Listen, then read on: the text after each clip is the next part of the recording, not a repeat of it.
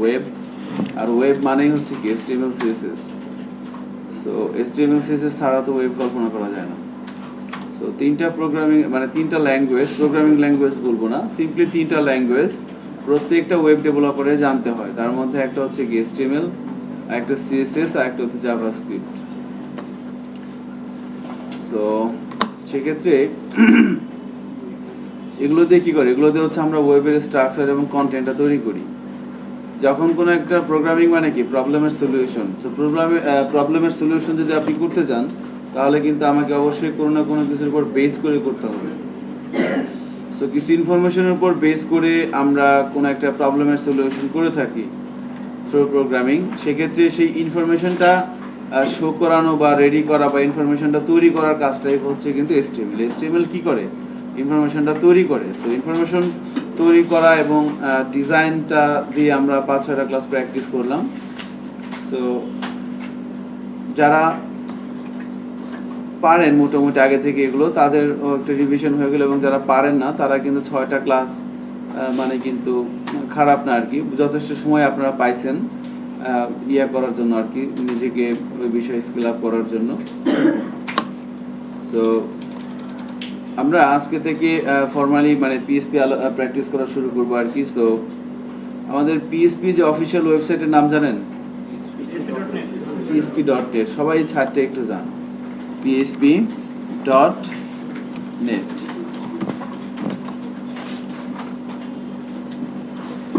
এটা হচ্ছে আমাদের PHPর অফিসিয়াল ওয়েবসাইট। এখানে যত ধরনের লেটেস্ট নিউজ আছে আমরা কিন্তু এখান থেকে পাবো। সো আমি যখন প্রথম PHP শেখা শুরু করি, আমাকে শফিউল আলম স্যার একটা কথা বলছিলেন এভাবে, যে এখানে শুধু আমাকে না সবাইকে এভাবে বলা আর কি সিনিয়ররা, যে আপনারা যারা PHP প্রোগ্রামিং করতে চান বা PHP ডেভেলপার হতে চান, তারা প্রত্যেক দিন অন্তত 1 ঘন্টা হলো এই সাইটটায় থাকবে। 1 ঘন্টা প্রত্যেক দিন। এবার আপনার যখন ভালো লাগে, আপনি যখন জ্যামে আছেন বাসে তখন ঢোকেন মোবাইল থেকে, আপনি যখন ইয়েতে আছেন, বাট 1 ঘন্টা আপনি ঢুকে করবেন কি, সাইটে ঢুকে আপনি করবেন কি। সাইটে ঢোকার পর আমরা যা বলছি ডকুমেন্টেশনের মধ্যে, এখানে দেখেন ডকুমেন্টেশনের কিন্তু বেশ কিছু বিষয়, ল্যাঙ্গুয়েজ এখানে বলা আছে, হ্যাঁ, বা এখানে বেশ কিছু ল্যাঙ্গুয়েজ এখানে সিলেক্ট করতে বলা আছে। সো আপনি এখান থেকে যেতে পারেন কোথায়, ইংলিশে। সো আমরা ইংলিশটা সিলেক্ট করলাম। ইংলিশটা সিলেক্ট করার পর দেখেন এখানে PHP ম্যানুয়াল নামের একটা বিষয় আসছে। এখন বলে ছেলে পেয়ে বলে যে PHP শিখতে যাচ্ছি, কি কোথায়, নীলক্ষেত থেকে কোন বইটা কিনবো? বলে নীলক্ষেতে যাওয়ার দরকার নেই, আপনি শুধু এই জিনিসটাই পড়েন। ইংরেজি পারেন না, ডিকশনারি তো অভাব নাই, কোনটার মানে কি ডিকশনারি তো আছে, তাই না? সার্চ করলে কিন্তু আমরা পাবো। সো এইখান থেকে যখন আপনি ইংলিশে ক্লিক করলেন এভাবে আসলো, এখান থেকে একবারে এই যে বাই, এখান থেকে শুরু করে শেষ পর্যন্ত এই পর্যন্ত, এটা পড়তে আপনার হবে না, 1 বছরে পারবেন না, ঠিক আছে? সো বাট এটা প্রত্যেক দিন 1 ঘন্টা করে আপনি পড়েন, অভ্যাস তৈরি করেন। আমরা যখন সকালবেলা ঘুম থেকে উঠলে আমরা খাওয়া দাওয়া করি, মানে নাস্তা করতে হয়, দাঁত ব্রাশ করতে হয়। আপনার কি মনে হয় যে আমাদের দাদা তারা কি ঘুম থেকে উঠে দাঁত ব্রাশ করছে? আল্লাহ, আপনি জানলেন কেমনে? এটা তো আমরা জানতাম না। কেউ জানে না, তো আপনি জানেন। Good, very good. সো কারণ কি, কারণ তখন ছিলই না। বাট ওই জায়গাটা কি, হ্যাঁ, তখন কি পেস্ট ছিল, টুথব্রাশ ছিল না, তো ওইটা ছিল না। কারণ তারা ওটা প্র্যাকটিস করে নাই। সো তারপর আস্তে আস্তে এইগুলো প্র্যাকটিস, ইংলিশ আমাদের প্র্যাকটিস করালো, প্র্যাকটিস করাতে করাতে কিন্তু এখন আমরা অভ্যস্ত। এখন সকালে ঘুম থেকে উঠলে দাঁত ব্রাশ না করলে কিন্তু আমরা, ঠিক আছে? সো এভাবে কিন্তু চলে বিষয়টা। এটা কেন অভ্যাস তৈরি করা হয়েছে। সো আপনি, মানুষ ওই একটা কাজ 7 দিন করলে ওইটার তার অভ্যাস হয়ে ওঠে আর কি। এজন্য আপনি যখন 7 দিন বা 15 দিন বা 1 মাস এই PHP ম্যানুয়ালটা 1 ঘন্টা করে পড়বেন, দেখবেন যে এটা আপনার বদ অভ্যাস হয়ে গেছে। আর এই বদ অভ্যাসটা যদি একবার করতে পারেন তাহলে কিন্তু ভালো PHP প্রোগ্রামার হওয়া যাবে। আর আপনি ভালো PHP প্রোগ্রামার হলে লাভ কার বলেন? সবারই লাভ, বাট সবচেয়ে বেশি লাভ হচ্ছে আপনার নিজের। সবারই লাভ কিন্তু, ঠিক আছে, দেশ, জাতি, সমাজ, বন্ধু বান্ধব সবাই লাভ। আপনি যদি ভালো পিসি প্রোগ্রামার হন, দেখবেন যে আপনার বন্ধুরা বলবে যে এই যে আমার দোস্ত অনেক ভালো পিসি প্রোগ্রামার, এই যে সে আপনার একটু ইয়ে নিচ্ছে, তারপরে আপনার ফ্যামিলি সবাই কিন্তু উপকৃত হবে আর কি। তো এই জন্য এই অভ্যাসটা তৈরি করার চেষ্টা করবেন। এখান থেকে যে গেটিং স্টার্টেড দেখেন, গেটিং স্টার্টেড ইন্ট্রোডাকশনে ক্লিক করেন। এখানে ক্লিক করার পর দেখেন যে what is PSP, what can do PSP, এখানে ক্লিক করবেন। ক্লিক করার পর এই যে এখানে যেখানে আপনি সুন্দর সুন্দর ডকুমেন্ট কিন্তু এখানে এক্সাম্পল করে দেওয়া আছে, এগুলো পড়তে হবে, পড়ার কোনো বিকল্প নাই। একবার পড়ে শিখে নেবেন, তারপর সারা জীবন মাস্তি করবেন। বাট ওই একটু পড়া একটু মাস্তি করতে গেলে কিন্তু সারা জীবন এভাবেই যাবে। একবার কষ্ট করে, বছরখানিক কষ্ট করে শিখে নেন জিনিসটা, তারপরে কিন্তু আপনি সারা জীবন বহুত এনজয় করতে পারবেন, বহুত মজা করতে পারবেন। সো এই বইটা 1 ঘন্টা করে পড়তে হবে পিএসপি শেখার জন্য।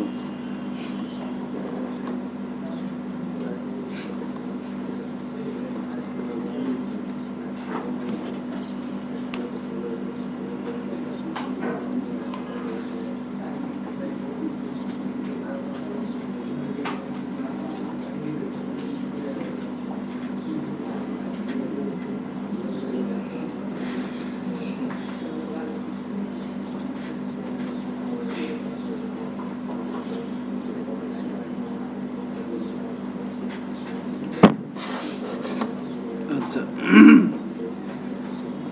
এখানে দেখেন আমরা যদি হোয়াট ইজ পিএসপি তে যাই, এখানে কি দেখাচ্ছে? PSP recursive acronym for PSP hypertext pre processor.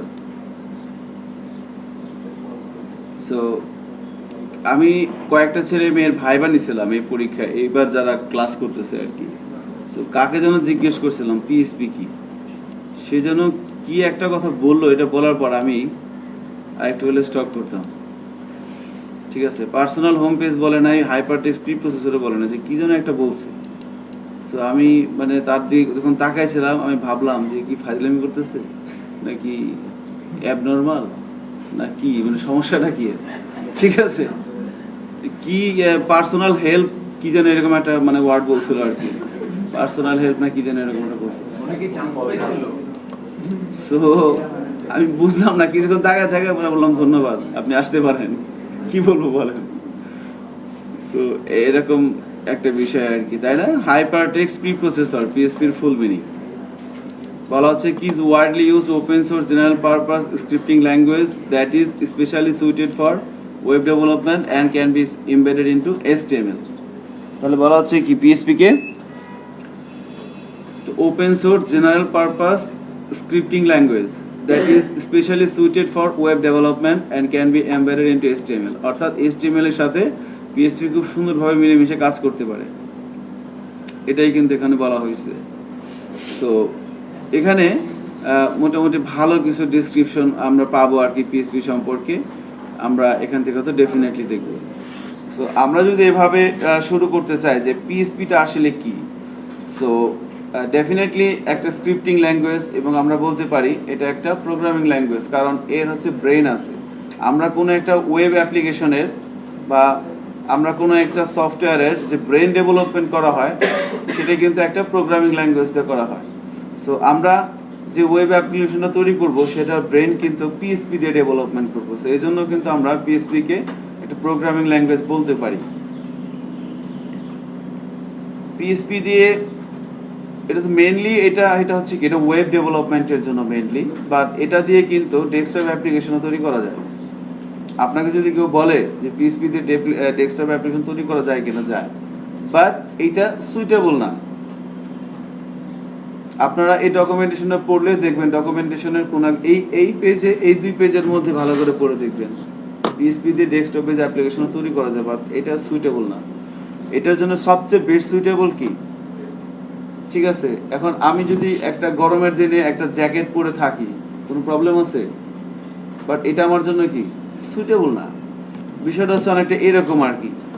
So তাহলে যখন আমরা HTML নিয়ে কথা বলতেছিলাম, তখন কিন্তু একটা কথা বলা হয়েছিল যে HTML ল্যাঙ্গুয়েজটা আমরা লিখবো কোথায়, আর ল্যাঙ্গুয়েজটা আমরা আউটপুট দেখবো কিভাবে। হ্যাঁ, কারণ ওই প্রত্যেকটা ল্যাঙ্গুয়েজের কি আছে, কিছু রুলস থাকে, সেই রুলসগুলো যার মধ্যে থাকে সেটাকে কি বলে, সার্ভার। সো পিএসপি স্ক্রিপ্ট আমরা এডিটরে লিখবো, নেটবিনস এডিটরে লিখবো স্ক্রিপ্টগুলো। আর পিএসপির যে সার্ভার, পিএসপি সার্ভারের নাম কি বলেন তো?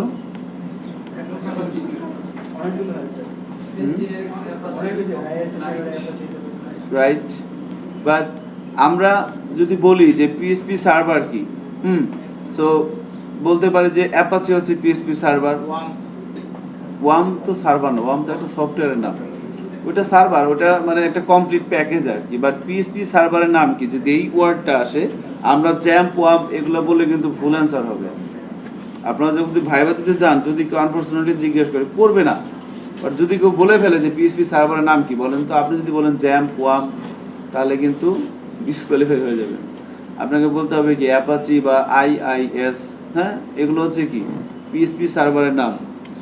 সো আইআইএসটা বেসিক্যালি এটা উইন্ডোজের সাথে বিল্ট ইন থাকে, তাই না? ইন্টারনেট ইনফরমেশন সার্ভিসেস, এটা উইন্ডোজের সাথে বিল্ট ইন থাকে। এটা মেনলি যে ASP.NET-এর যে অ্যাপ্লিকেশনগুলো আছে, C# যে ASP.NET আছে, ওইটার জন্য বেশ সুইটেবল। এটা আইএসটা পিএসপিতেও কাজ করা যায়, সুইটেবল না আর কি। সো মেইনলি আমরা পিএসপিটা কাজ করে কার সাথে, অ্যাপাচির সাথে। আর তাহলে পিএসপির স্ক্রিপ্ট কিন্তু আমরা রান করতে পারবো না। সিম্পল একটা জিনিস খেয়াল করেন, আমি এই যে ডেস্কটপে যাচ্ছি, ডেস্কটপে এখানে একটা সিম্পলি একটা টেক্সট ফাইল নিলাম। সো এখানে ডেফিনেটলি পিএসপি ফাইলের এক্সটেনশন কি হবে, ডট পিএসপি। আমি এখানে বললাম হ্যালো ডট HTML, কেমন? এবার এই ফাইলটার মধ্যে আমি যদি এডিট করে আমি এখানে বলে দিলাম, একটা হেডিং ট্যাগ নিলাম এভাবে, আমি এখানে বলে দিলাম হ্যালো HTML, সেভ করলাম। সেম ভাবে আমরা এখানে আর একটা ফাইল নিলাম, একে বললাম হ্যালো ডট পিএসপি। এবার এই ফাইলটার মধ্যে এটা ছিল কি HTML এর ভাষা, পিএসপির ভাষা কি আমরা সবাই জানি, সিনট্যাক্সটা কি, শুরু করতে হয় লেস দ্যান সাইন দিয়ে, হোয়াট সাইন, এরপরে পিএসপি। এবার আমরা এখানে যদি বলি ইকো, কোনো কিছু আউটপুট দেখার জন্য আমরা জানি এটা ইউজ করতে হয়, তাই না? সেখানে বললাম হ্যালো পিএইচপি, সেভ করি। এবার আমরা যদি এটা কোথায় গেল, এখানে যাই। এখন দেখেন, আমরা যদি এই ডট HTML ফাইলটার উপর ডাবল ক্লিক করি, এই ফাইলটা কিন্তু এখানে রান হয়ে যাচ্ছে। এবার আমরা যদি এটাকে রান করাতে চাই, তাহলে কি করব? এখানে মনে করেন এটাকে যদি আমরা ওপেন উইথ করি, ডাবল ক্লিক করলাম, ওপেন উইথ, কি দিয়ে ওপেন উইথ করব? ধরুন ব্রাউজার দিয়ে ওপেন উইথ করলাম, অপেরা দিয়ে দিলাম আর কি, সাপোজ। দেখি কি আসে।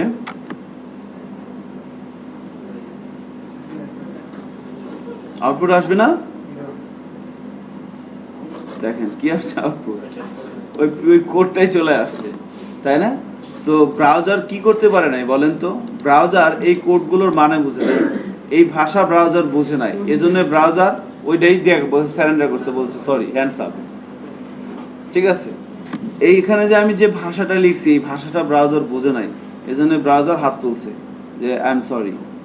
ঠিক আছে, বাট এখানে যখন আমরা এটা করছিলাম, এখানে আমরা h1 ট্যাগের মধ্যে হ্যালো ওয়ার্ল্ড লিখছিলাম, ব্রাউজার কিন্তু h1 এর মানে বুঝছে, বাট ব্রাউজার কিন্তু ইকোর মানে বুঝে নাই। তার মানে কি, ব্রাউজার কিন্তু পিএসপি সার্ভার না, এটা হচ্ছে কি অ্যাপাচি সার্ভার। সো আমরা যদি পিএসপির স্ক্রিপ্ট রান করাতে চাই, তাহলে আমাদের অ্যাপাচি সার্ভার, একটা সার্ভার লাগবে। সো ল্যাঙ্গুয়েজটার মূল আলোচনা যাওয়ার আগে আমরা এর সার্ভার নিয়ে কথা বলতে চাচ্ছিলাম আর কি। সো আমরা সবাই ওই জানি যে কিভাবে অ্যাপাচি ইনস্টল করতে হয়। সো আমরা শুধু আমাদের মেশিনে অ্যাপাচি ইনস্টল করেও পিএসপির স্ক্রিপ্টগুলো লিখে প্র্যাকটিস করতে পারি। আবার তার চাইতে ভালো হয় যে অ্যাপাচি, মাইএসকিউএল, মার্কুরি, টমক্যাট, ফাইলজিলা, এরকম 5-6টা সার্ভার মিলে একটা অ্যাপ্লিকেশন সফটওয়্যার তৈরি করা হয়েছে, যার নাম হচ্ছে জ্যাম অথবা ওয়াম। উইন্ডোজ মেশিনগুলোর জন্য আর কি স্পেশালি এই সফটওয়্যারগুলো তৈরি করা। সো ওই সফটওয়্যারগুলো যখন আমরা ইনস্টল করব আমাদের কম্পিউটারে, তখন আমাদের মেশিনটা একটা লোকাল সার্ভার হয়ে যাবে। এবং সেই সার্ভারের মধ্যে আমরা চাইলে পিএসপি স্ক্রিপ্ট রান করাতে পারবো। সো আমাদের ফার্স্ট টার্গেট হচ্ছে যে আমরা স্ক্রিপ্ট তো লেখা শিখেই যাব, বাট কার মধ্যে লিখবো সেটাও আমরা কম বেশি জানি, বাট তারপরও আমরা সবার জন্য প্রথম থেকে একবার অ্যাপাচি সার্ভারটা কীভাবে ইনস্টল করতে হয় সেই বিষয়টা কিন্তু আমরা এখন দেখব। সো দেখেন আমার মেশিনে বেশ কয়েকটা জায়গায় এই ইয়েটা আছে, সার্ভারটা আছে, মানে সফটওয়্যারটা আছে আর কি। সো আমরা যদি এভাবে দেখি,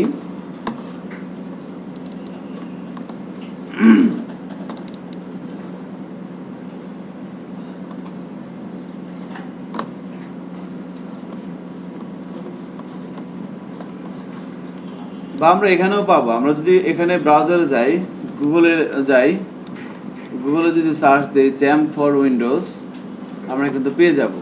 সো জ্যাম্প ওয়াম্প দুইটাই কাজ হয়, বাট ওয়াম্পের চাইতে জ্যাম্পটা একটু বেশি ভালো, কারণ কিছু কিছু ফিচার জ্যাম্পে বেশি আছে। সো এখানে আমরা যদি এভাবে বলি ZAMXAMPP জ্যাম্প ফর উইন্ডোজ, এই দেখেন চলে আসছে প্রথমটাই। সো জ্যাম্প ফর উইন্ডোজ যদি বলি, এখানে ডাউনলোড জ্যাম্প, ঠিক আছে, যে apache-friend.org, এখান থেকে কিন্তু বিভিন্ন সাইট থেকে আমরা চাইলে জ্যাম্প সফটওয়্যারটা ডাউনলোড করে নিতে পারবো বাসা থেকে।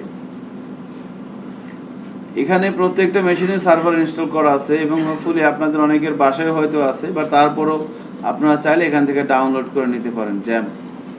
এভাবে কিন্তু ডাউনলোড করা যেতে পারে। সো আমার এখানে ডাউনলোড করাই আছে, দেখেন এখানে।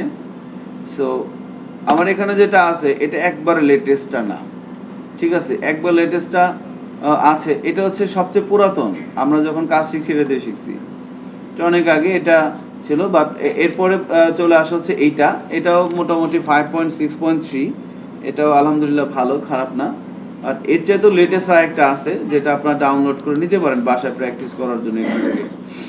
সো বাট আমার এখানে যেটা আছে এটা দিয়েও অনেক ভালো কাজ করা যায় আর কি। এখন এইটা এই অ্যাপ্লিকেশন সফটওয়্যারটা আমরা প্রোভাইড করব আপনাদেরকে, বাট তারপরেও আমার এখানে প্রত্যেকটা মানে আমার মেশিনে বেশ কয়েকটা জায়গায় জ্যাম সেট আপ দেওয়া আছে। তারপর আমরা এখন দেখব নতুন আপনাদের জন্য আরেকটা সেট আপ দেওয়া হবে আর কি। সো ডাবল ক্লিক করছি সফটওয়্যারটার উপরে,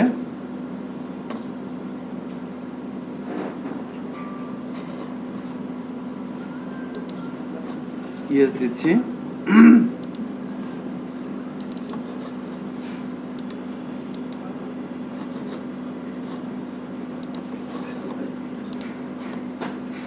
এখান থেকে একটা পপ আপ উইন্ডোজ আসবে, এখান থেকে আমরা ইয়েস দিব, এখান থেকে ওকে ক্লিক করব। দেখেন এভাবে চলে আসছে, welcome to jam setup wizard, next. এখানে অ্যাজ ইউজুয়াল যেভাবে কনফিগারেশন করা আছে এভাবে আমরা রেখে দিতে পারি। এখান থেকে নেক্সট যাচ্ছি। এই জায়গাটা একটু কাজ করবেন যে please choose a folder two install XAMPP. আপনি একটা ফোল্ডার সিলেক্ট করে দেন যেখানে জ্যাম্প ইনস্টল হবে। সো বাই ডিফল্ট কি আছে, সি জ্যাম্প, তাই না? সো সাধারণত আমাদের মেশিনগুলোতে কিন্তু সি ড্রাইভে উইন্ডোজ থাকে, তাই না? আমরা চাইলে অন্যান্য ড্রাইভেও রাখতে পারি, বাট সাধারণত বাই ডিফল্ট সি ড্রাইভে সবাই থাকে বা আমরা রাখি। তো যেখানে উইন্ডোজ আছে সেখানে জ্যাম্প ইনস্টল না দেওয়াটাই ওয়াইজ, কারণ কোনো কারণে আমার উইন্ডোজ ফল্ট করতে পারে।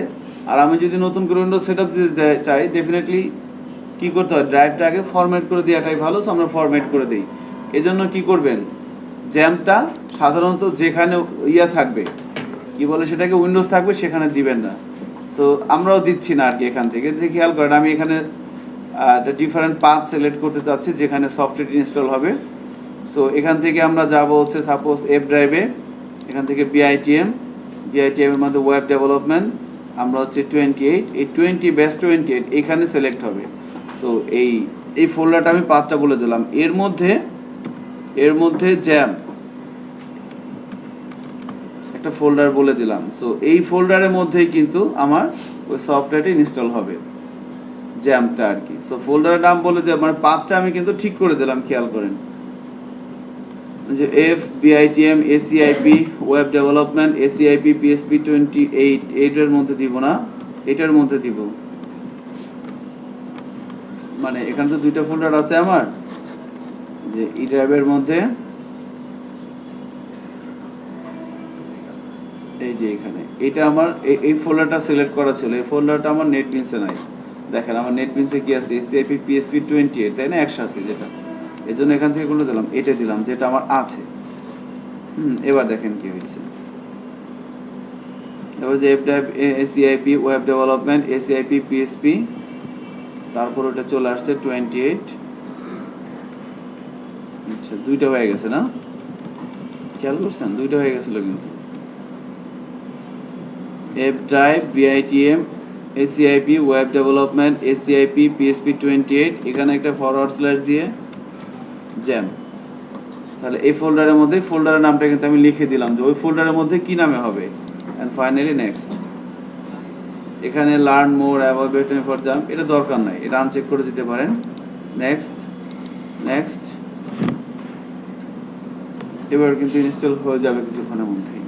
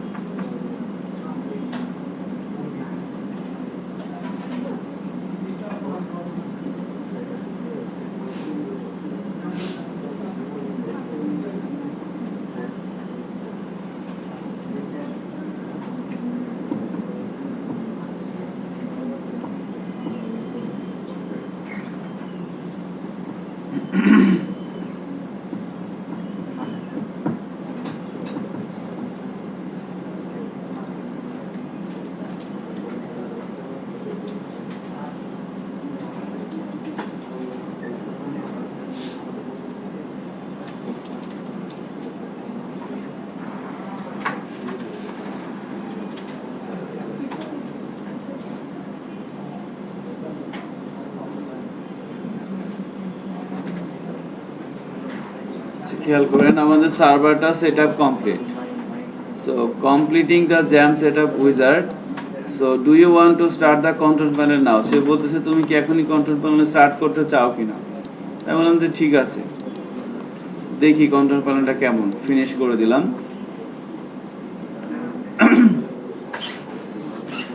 দেখেন এটা হচ্ছে আমাদের কন্ট্রোল প্যানেল সার্ভারটা ইনস্টল হওয়ার পর। এখন এখানে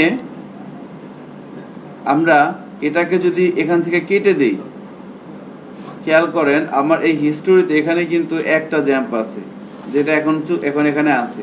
আমি যদি এটাকে কেটে দিলাম, এখনো কিন্তু এইটা আমার এখানে আছে। আমি কেটে দিলে কিন্তু এটা যাবে না, এটা কোথায় থাকবে, আমার এখানে থেকে যাবে। সো আমি যখন এখান থেকে কুইট করব তখন কিন্তু দেখেন এটা কিন্তু এখন নাই। সো যখন আপনারা কাজ শেষ হয়ে যাবে জ্যাম্পটা কেটে দিবেন, না কেটে দিয়ে অলওয়েজ কি করবেন, কুইট করবেন। এবার আসেন আমরা আমাদের ফোল্ডারে যাই যেখানে আমরা জ্যাম্পটা ইনস্টল করলাম। সো ফোল্ডারটা কি ছিল, এফ ড্রাইভের মধ্যে ছিল বিআইটিএম এর মধ্যে ছিল এসিআইপির মধ্যে ওয়েব ডেভেলপমেন্ট 28 এর মধ্যে এই ফোল্ডারটার মধ্যে কোথায় আসলো,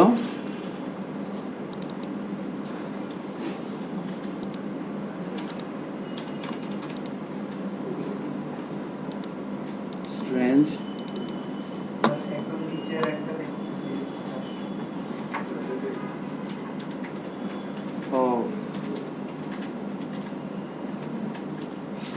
এখানে এতগুলো ফোল্ডার লেখা হবে। এসিআইপি পিএসপি 28 এইটা মনে হয় না, হ্যাঁ এর মধ্যে হয়েছে, রাইট। এই ফোল্ডারটা নতুন করে মনে ক্রিয়েট হয়ে গেছে। আচ্ছা, ও অ্যাকচুয়ালি কি ছিল, এই 28 এর মধ্যে কিন্তু আমরা আবার একটা ফোল্ডার করছিলাম, তাই না? সো আমাদের পাথটা ভুল ছিল আর কি। এনিওয়ে দেখেন যেখানে এসআইপি পিএসপি 28 ফোল্ডার হয়ে গেছে, এর মধ্যে কিন্তু জ্যামটা চলে আসছে, খেয়াল করছেন? ওই যে ফোল্ডারটা আমি লিখে দিয়েছিলাম ওখানে, ওই ফোল্ডারটা চলে আসছে। এর মধ্যে দেখেন বেশ কিছু ফোল্ডার এবং ফাইলস আছে। এখন যখন আমরা ইনস্টল দেওয়ার পর যে পাথটা আমরা বলে দিব, ওই পাথে আসার পর আমরা এই ধরনের কিছু বিষয় দেখতে পাবো। এখন এখান থেকেও আমরা যদি সার্ভার রান করাতে চাই, হ্যাঁ এখানে এসে যদি আমরা সার্ভার রান করাতে চাই তাহলে আমরা কোথায় যাব, এই যে জ্যাম কন্ট্রোল .exe, এখানে যখন ডবল ক্লিক করব আমাদের কিন্তু এই ধরনের একটা অপশন চলে আসবে। কারণ আপনারা এখানে যারা কাজ করবেন আপনারা ম্যাক্সিমাম এই কিন্তু একটা প্রবলেম পড়বেন, কারণ আপনাদের মেশিনগুলো তো 2-3 জায়গায় জ্যাম সেট আপ দেওয়া আছে, যে যেখানে বসে আছে। সো কখন কোন জ্যাম্পের মধ্যে আছে এটা কিন্তু আইডেন্টিফাই করা মুশকিল। আমার মেশিনেই মনে করেন 15-20 জায়গায় আছে। সো কখন কোন সার্ভারটা রানিং আছে সেটা কিন্তু আমি মানে কনফিউজড হয়ে যেতে হয় আর কি। সো ওখান থেকে তাহলে আমি এখন কোন জ্যাম্পের মধ্যে আছে, মনে করেন টোল্ডার সব কেটে দেওয়া আছে, কিছু নাই, আমার শুধু এটা আছে। এখন আমি তো জ্যাম তো অনেকগুলো, আমি কিভাবে বুঝবো আমি কোথায় আছি, তাই না? তো ওই কিন্তু আছে, আমরা হয়তো জানি। এখান থেকে খেয়াল করেন এই কন্ট্রোল প্যানেল থেকে যে এক্সপ্লোরে ক্লিক করবেন, এক্সপ্লোরে যদি ক্লিক করেন আপনি কিন্তু ডিরেক্ট যে জ্যাম্পের মধ্যে আছেন সেই ফোল্ডারের মধ্যে ঢুকে গেছেন। দেখেন এবার আমি বুঝতেছি না, এখান থেকে ইউআরএল দেখে বুঝবো যে আমি কোন সার্ভারের মধ্যে আছি। এখান থেকে কিন্তু আমরা বুঝতে পারছি যে না আমি এই সার্ভারের মধ্যে আছি। সো আমরা প্রথমে এইভাবে দেখে নিলাম। এখন যে কন্ট্রোল প্যানেলটা আছে, এই কন্ট্রোল প্যানেলটা কোন সার্ভারে সেটা কিন্তু আমরা এক্সপ্লোর ফোল্ডারে ক্লিক করে এভাবে পাথ দেখে বলতে পারবো।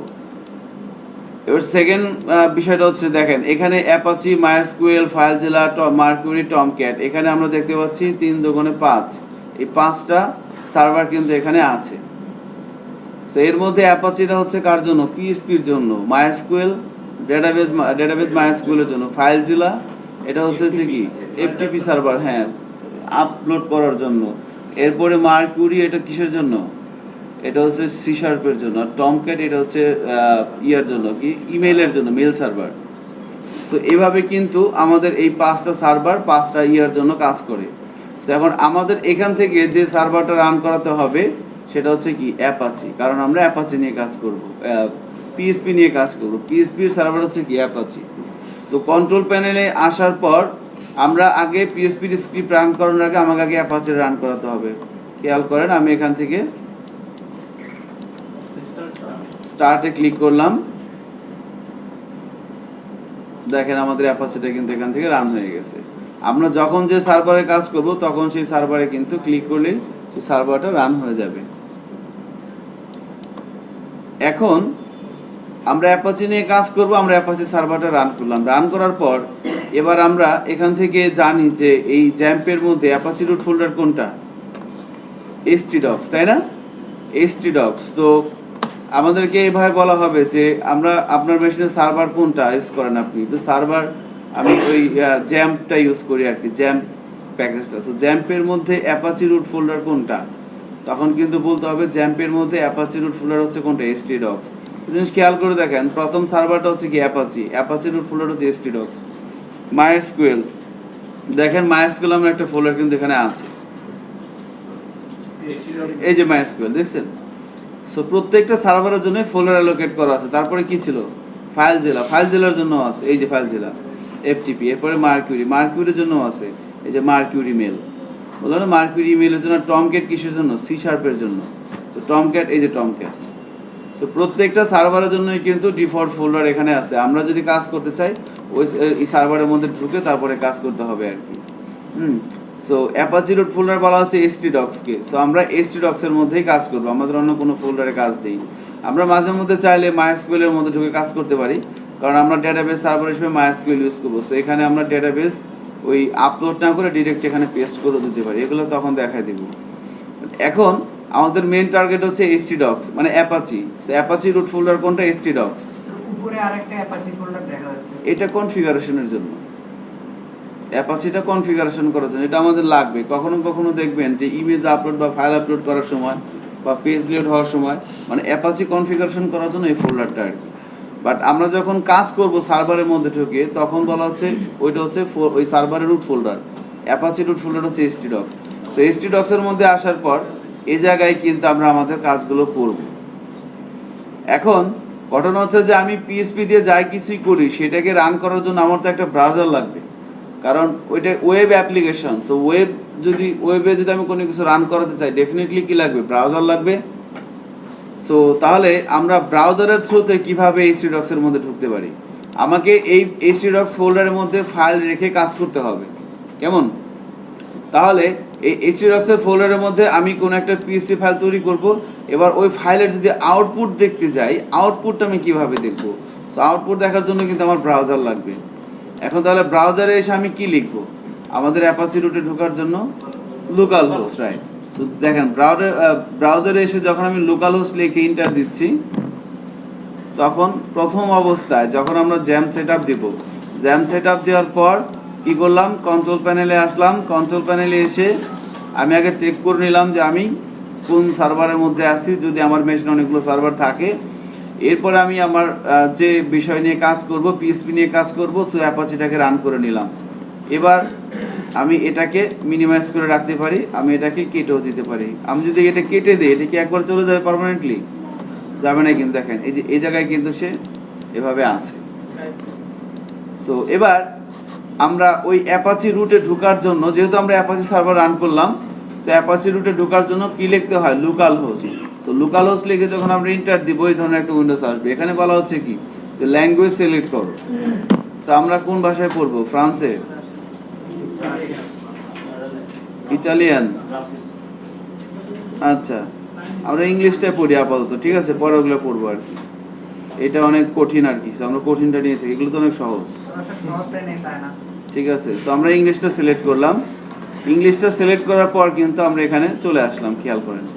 সো এখানে বাইরে এটাকে বলা হচ্ছে কি, আপনার যদি জ্যাম সম্পর্কে অনেক বেশি জানা দরকার পড়ে তাহলে আমরা এখান থেকে এটা ডকুমেন্টেশন, এই সার্ভার জ্যাম ফর উইন্ডোজ যে বিষয়টা এর জন্য। এর ভার্সন বলা আছে 5.6.3। এখানে আপনি যদি পিএসপি ইনফোতে যান, এই সার্ভারটা পিএসপির 5.6.3 ভার্সন নিয়ে কাজ করে। পিএসপি ভার্সন হচ্ছে 5.6.3।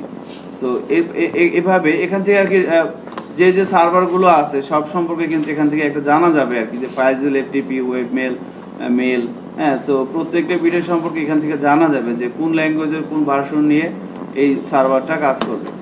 তো এখান থেকে আমরা জ্যাম সম্পর্কে একটা ডিটেলস মানে পেতে পারি আর কি। এখন আমরা আমাদের টার্গেটটা কি? আমাদের টার্গেট হচ্ছে যে আমরা তো অ্যাকচুয়ালি জ্যাম্প নিয়ে পিএইচডি করব না, আমরা এই জ্যাম্পের htdocs-এর মধ্যে আমরা এখানে ফাইল রেখে ফোল্ডার রেখে রেখে কাজ করব। সো আমরা যদি এখন এভাবে লোকাল হোস্ট লিখলে, এখন খেয়াল করেন লোকাল হোস্ট লিখে ইন্টার দিলেই আমাকে কিন্তু সে এখানে নিয়ে আসতেছে, এখানে নিয়ে আসতেছে। সো এখন বিষয়টা কেমন যে আমি যখন লোকাল হোস্ট লিখে ইন্টার দিচ্ছি, আমার পিছনে কি কাজ হচ্ছে? আমার পিছনে এই জ্যাম্পের মধ্যে htdocs ফোল্ডারটা রান হচ্ছে। জ্যাম্পের মধ্যে htdocs ফোল্ডার, আমি যখন ব্রাউজারে লোকাল হোস্ট লিখে ইন্টার দিচ্ছি, আমার জ্যাম্পের মধ্যে htdocs ফোল্ডারটা রান হয়ে যাচ্ছে। এখন যখন কোনো একটা ফোল্ডার রান হয়, সেই ফোল্ডারের মধ্যে index.php অথবা index.html অথবা home.php home.html এই ধরনের কোনো ফাইল থাকলে সেগুলো অটোমেটিক্যালি রান হয়ে যায়। এখন কি কি ফাইল থাকলে অটোমেটিক্যালি রান হবে সেটা কিন্তু আবার আমরা সেট করে দিতে পারি। ওই অ্যাপাচে বললাম না, ওখান থেকে সেট করে দেওয়া যায় যে কি কি ফাইল থাকলে সেটা অটোমেটিক্যালি রান হয়ে যাবে। তাহলে দেখবো আস্তে আস্তে। তাহলে আমাদের কথা হচ্ছে এখন দেখেন এই htdocs-এর মধ্যে এখন কোন ফোল্ডারটা, তাহলে কোন ফাইলটা রান হচ্ছে, আইদার index.html অথবা index.php, দুইটার যে কোনো একটা। সো আমরা তাহলে দেখি, ধরেন আমরা index.php এই ফাইলটার মধ্যে যাই, এডিট উইথ নোটপ্যাড প্লাস প্লাসে আসলাম। এখানে এসে দেখেন কি বলা আছে, এখানে বেশ কিছু স্ক্রিপ্ট লেখা আছে আমরা দেখতে পাচ্ছি। So location url dot jam. এখন এই ইউআরএল এটা কি? এটা একটা ভেরিয়েবল, এর মধ্যে কি আছে এই দেখেন। সো ইউআরআই এর মধ্যে কি আছে? http হোস্ট, অর্থাৎ এই সার্ভারের হোস্ট নেম হচ্ছে কি? এই যে লোকাল হোস্ট। তাহলে এই লোকাল হোস্টটাই কিন্তু কার মধ্যে আছে বলেন তো? এই যে ইউআরআই এর মধ্যে আছে, এই ভেরিয়েবলটার মধ্যে আছে। এবং এর সাথে ডট কি? এটা অপারেটর, তাই না? কনকেট অপারেটর পিএইচপিতে বলে, আমরা দেখবো আর কি। এর সাথে কি করে দিচ্ছি? জ্যাম, এটা হচ্ছে একটা ফোল্ডারের নাম। আপনারা জিনিস খেয়াল করেন এই ফোল্ডারের মধ্যেই কিন্তু এই দেখেন জ্যাম নামের একটা ফোল্ডার আছে। সো এটার মধ্যে যে বিষয়টা এখানে বলা আছে, এটার মানে হচ্ছে যে তুমি এখানে যে কোডগুলো লেখা আছে, কোডগুলোর মানে হচ্ছে যে তুমি এই ফোল্ডারটার মধ্যে যাও। এবার এই ফোল্ডারটার মধ্যে সে গেছে। এখানে আসার পর দেখেন এখানেও কিন্তু আপনি index.php নামে একটা ফাইল পাবেন। এই ফাইলটা অটোমেটিক্যালি রান হয়ে যাচ্ছে। এই ফাইলটার মধ্যে যাই, এখানেই কিন্তু দেখেন বিভিন্ন কিছু ইনক্লুড করা আছে। এগুলো আমরা দেখবো আস্তে আস্তে যে কিভাবে এই যে ফাইল গেট কন্টেন্টস এই ফাংশনগুলো ইউজ করে কিভাবে কাজ করে। এটা পিডিএফ করার সময় এটা দেখবেন এই ফাংশনটার কাজ কি। সো এখান থেকেই কিন্তু রান হচ্ছে। একটা জিনিস খেয়াল করেন, আমি যদি এখানে আসি, এখানে এসে আমি এই index.php ফাইলটাকে একটু রিনেম করে দিচ্ছি। এই ফাইলটাকে একটু রিনেম করে দিলাম, দেখেন এবার কি হয়। এবার এখানে যাচ্ছি, লোকাল হোস্ট লিখে ইন্টার দিচ্ছি। এবার কি আসছে এখানে? It works. এখন ইট ওয়ার্কসটা কোথা থেকে আসলো? এই আউটপুটটা কোথা থেকে আসলো? খেয়াল করেন index.php ছাড়া আর একটা ফাইল ছিল না index.html। এটার মধ্যে যাই, এডিট করি,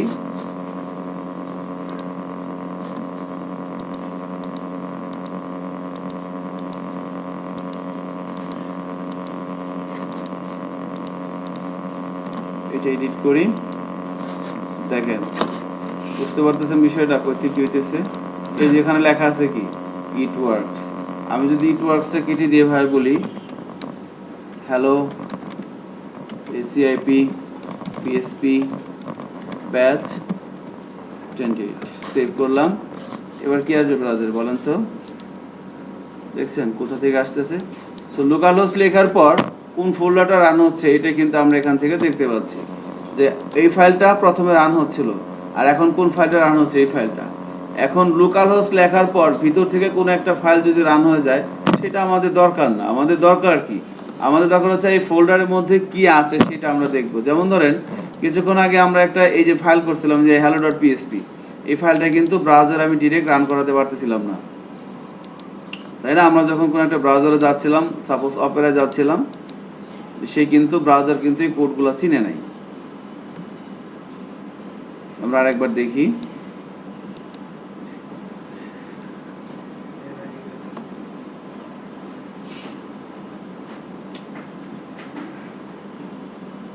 দেখেন ব্রাউজার কিন্তু কোডগুলোকে চিনে না। এখানে সরাসরি ওই কোডগুলাই ডিরেক্ট এখানে লিখে দিছে।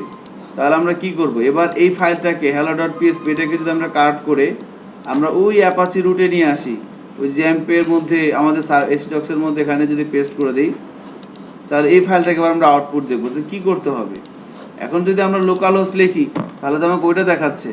সো লোকাল হোস্ট না লিখে, লোকাল হোস্টের পর এখানে যদি বলে দিই HELLO hello.php এন্টার দিই, এবার দেখেন কি দেখাচ্ছে এখানে। এটা কোথায় ছিল, এটা লেখা ছিল না এখানে ইকোর মধ্যে, ইকো দিয়ে যেখানে কি লেখা ছিল দেখেন,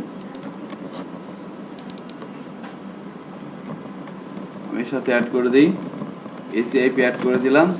এবার রিলোড দিলে কি আসবে, তাই না, ACIP আসতেছে। তাহলে এইভাবে আমরা ফাইলের রান দেখবো। এখন এভাবে ফাইলের নাম দেখে দেখে আউটপুট বের করাটা এমনিতে আমরা বাঙালি, সেটা মুশকিল হয়ে যাবে আমাদের জন্য, তাই না? তাহলে আমি কি করবো, আমার দরকার হচ্ছে কি, আমি ডিরেক্ট যখন এখানে লোকাল হোস্ট লিখবো আমার অ্যাপাচি রুটের মধ্যে যা আছে সব কিছু দেখাবে। এটাই কিন্তু ডেভেলপাররা এক্সপেক্টেড করে। তাহলে আমরা এখানে কি করব, আমরা এখানে এসে যদি এই ফাইলটাকেও রিনেম করে দিই, দেখেন অনেকে ডিলিট করে দেয়, ডিলিট করে দিবেন না, রিনেম করে রাখবেন। তো দুইটা ফাইলকে আমি কি করলাম, রিনেম করে রাখলাম। এবার যখন ব্রাউজারে এসে লোকাল হোস্ট লিখে এন্টার দিব, দেখেন এবার কি দেখায়। এবার কিন্তু এখানে এই ফোল্ডারের মধ্যে ওই htdocs ফোল্ডারের মধ্যে যা যা আছে, htdocs ফোল্ডারের মধ্যে যা যা আছে কি এবার কি কি হচ্ছে, এই সবই দেখাচ্ছে না এখানে, এখানে কিন্তু সবই দেখাচ্ছে। আপনারা আপনাদের মেশিনগুলোতে অ্যাপাচি রান করার পর যখন লোকাল হোস্ট লিখে এন্টার দিবেন, আপনারা কিন্তু এরকম একটা ভিউ পাবেন, যে আপনাদের সার্ভারের মধ্যে কি কি আছে সেই বিষয়গুলো কিন্তু এখান থেকে দেখা যাচ্ছে। মানে এখান থেকে আমরা কোথায় যাব, দেখেন এই যে hello.php, খেয়াল করছেন, এখানে যদি ক্লিক করি আমরা কিন্তু আউটপুটটা দেখতে পাচ্ছি। তো আমাদের জন্য কি এটাই সহজ না, যে সার্ভারের মধ্যে কি আছে সব কিছু দেখাও, দেন এখান থেকে আমি ডিসিশন নিব আমি কোথায় যাব।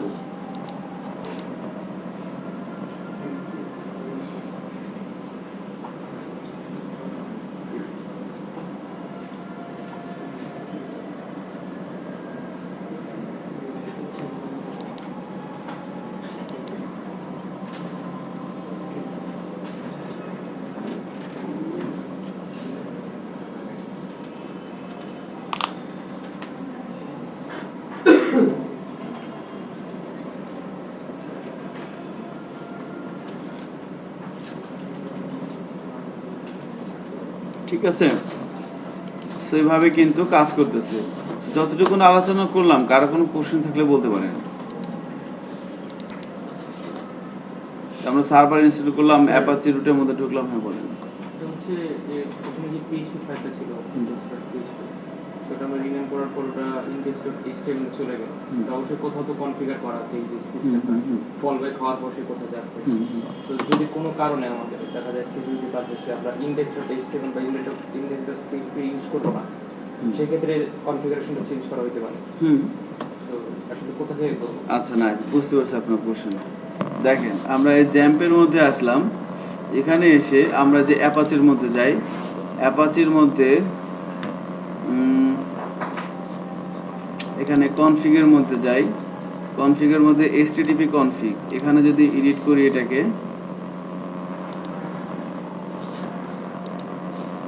এখানে http config-এর মধ্যে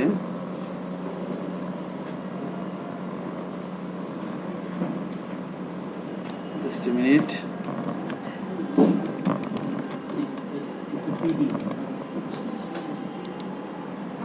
এই যে ইয়ার মধ্যে দেখেন এখানে বলা আছে যাবো কোথায়, জ্যাম্পের মধ্যে ঢুকে যাবেন অ্যাপাচির মধ্যে, অ্যাপাচির মধ্যে conf মানে কনফিগারেশন, হ্যাঁ এখান থেকে যে http config, হ্যাঁ httpd config, ঠিক আছে। এই ফাইলটা ওপেন করার পর দেখেন এই যে 277 নাম্বার লাইনে পাবেন যে ডিরেক্টরি ইন্ডেক্স।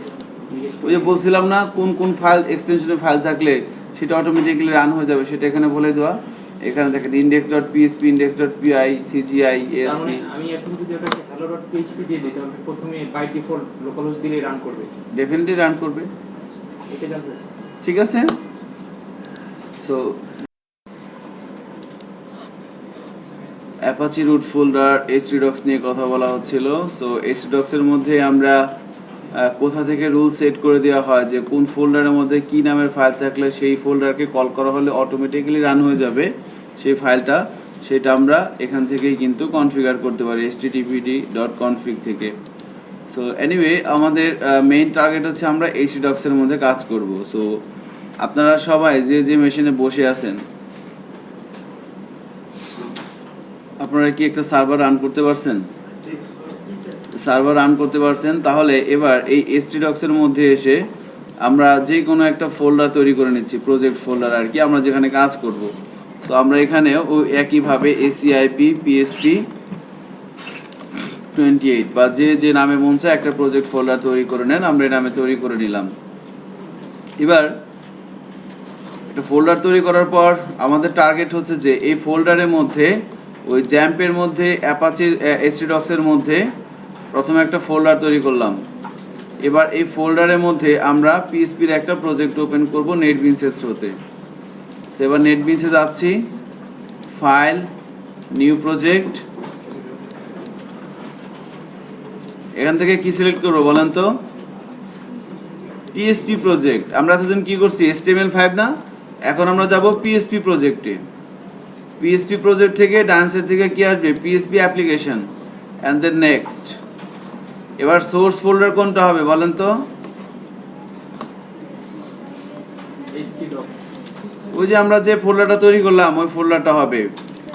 যে যেখানে তৈরি করছেন ওইখানে যে ওই ফোল্ডারটা লোকেশনটা দেখায় দেন। সো আমরা এই জ্যাম্পের মধ্যে htdocs এর মধ্যে কোনটা, এই যে ACIP PSP 28 এই ফোল্ডারটা তৈরি করলাম। সো আমাদের একটা প্রজেক্টের নাম দিতে হবে, আমরা প্রজেক্টের নামও ওইটাই দিয়ে দিলাম, ACIP PSP 28। বলে দিলাম ফিনিশ।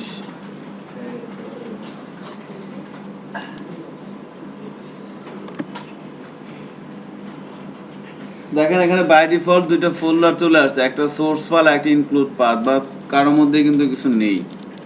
খেয়াল করছেন? কারোর মধ্যে কিছু নেই, সোর্স ফাইল, একটা হচ্ছে ইনক্লুড পাথ। এবার আমরা যদি ওই ফোল্ডারের মধ্যে যাই দেখি কি অবস্থা। এখানে দেখা যাচ্ছে NB প্রজেক্ট নামের একটা ফোল্ডার তৈরি হয়ে গেছে, আর কিছুই কিন্তু নাই, তাই না?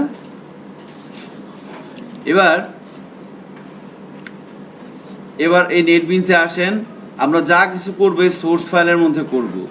সো সোর্স ফাইলের মধ্যে মাউসের রাইট বাটন ক্লিক করে নিয়ে যাচ্ছি, নিয়ে যাওয়ার পর একটা পিএসপি ফাইল নিব। আমরা একে বললাম যে কি বলবো, বললাম যে সিনটেক্স, SYNTAX, সিনটেক্স ডট পিএসপিটা অটোমেটিক্যালি চলে আসবে, লিখতে হবে না, এখানে শুধু ফাইলের নাম লিখতে হবে, এক্সটেনশনটা অটোমেটিক্যালি চলে আসে। And finally finish.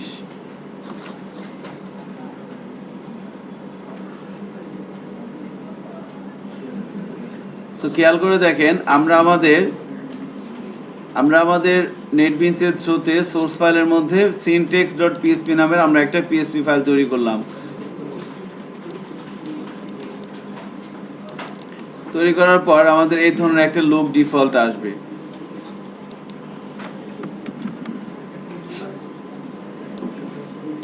তাহলে আমরা একটা পিএসপির কোড লেখার জন্য একটা ফাইল রেডি করলাম, এবং এই ফাইলটার মধ্যে, এবং এই ফাইলটাকে যদি আমরা আউটপুটে নিয়ে আসতে চাই, কি করতে হবে? ব্রাউজারে যেতে হবে, লোকাল হোস্ট লিখলাম, এন্টার দিলাম। দেখেন আমরা যে ফোল্ডারটা তৈরি করছিলাম সেই ফোল্ডারটা এখানে পাওয়া যায় কিনা। ওই যে ACIP PSP 28, ACIP PSP 28 এই ফোল্ডারটা আমরা পাচ্ছি কিনা। পাওয়ার পর এর মধ্যে আসলাম, দেখেন এই ফোল্ডারের মধ্যে আসার পর দেখেন এখানে syntax.php নামের ওই যে পিএসপি ফাইলটা তৈরি করলাম সেই ফাইলটা আছে। এর উপর ক্লিক করার পর এটা হচ্ছে আমাদের আউটপুট। আমরা এখনো কোনো কোড লিখি নেই, এজন্য কিন্তু কোনো আউটপুট নাই, তাই না? সো এখানে আমরা পিএসপির স্ক্রিপ্ট লিখবো, আর এটা হচ্ছে আমাদের আউটপুট। এখানে এমন কেউ আছেন এই কাজটা করতে পারেন নাই? পিছনের দুইজন কই, একবারে লাস্টে আসেনি আজকে, বই গেছে, বাইরে গেছে, মানে ক্লাসকে ব্রেক দিছি নাকি আমি? তাহলে আমাদের ব্রেক দিছে, ওদের ঢুকতে দেবেন না। আজকে আসলে ওদেরকে ঢুকতে দেবেন না।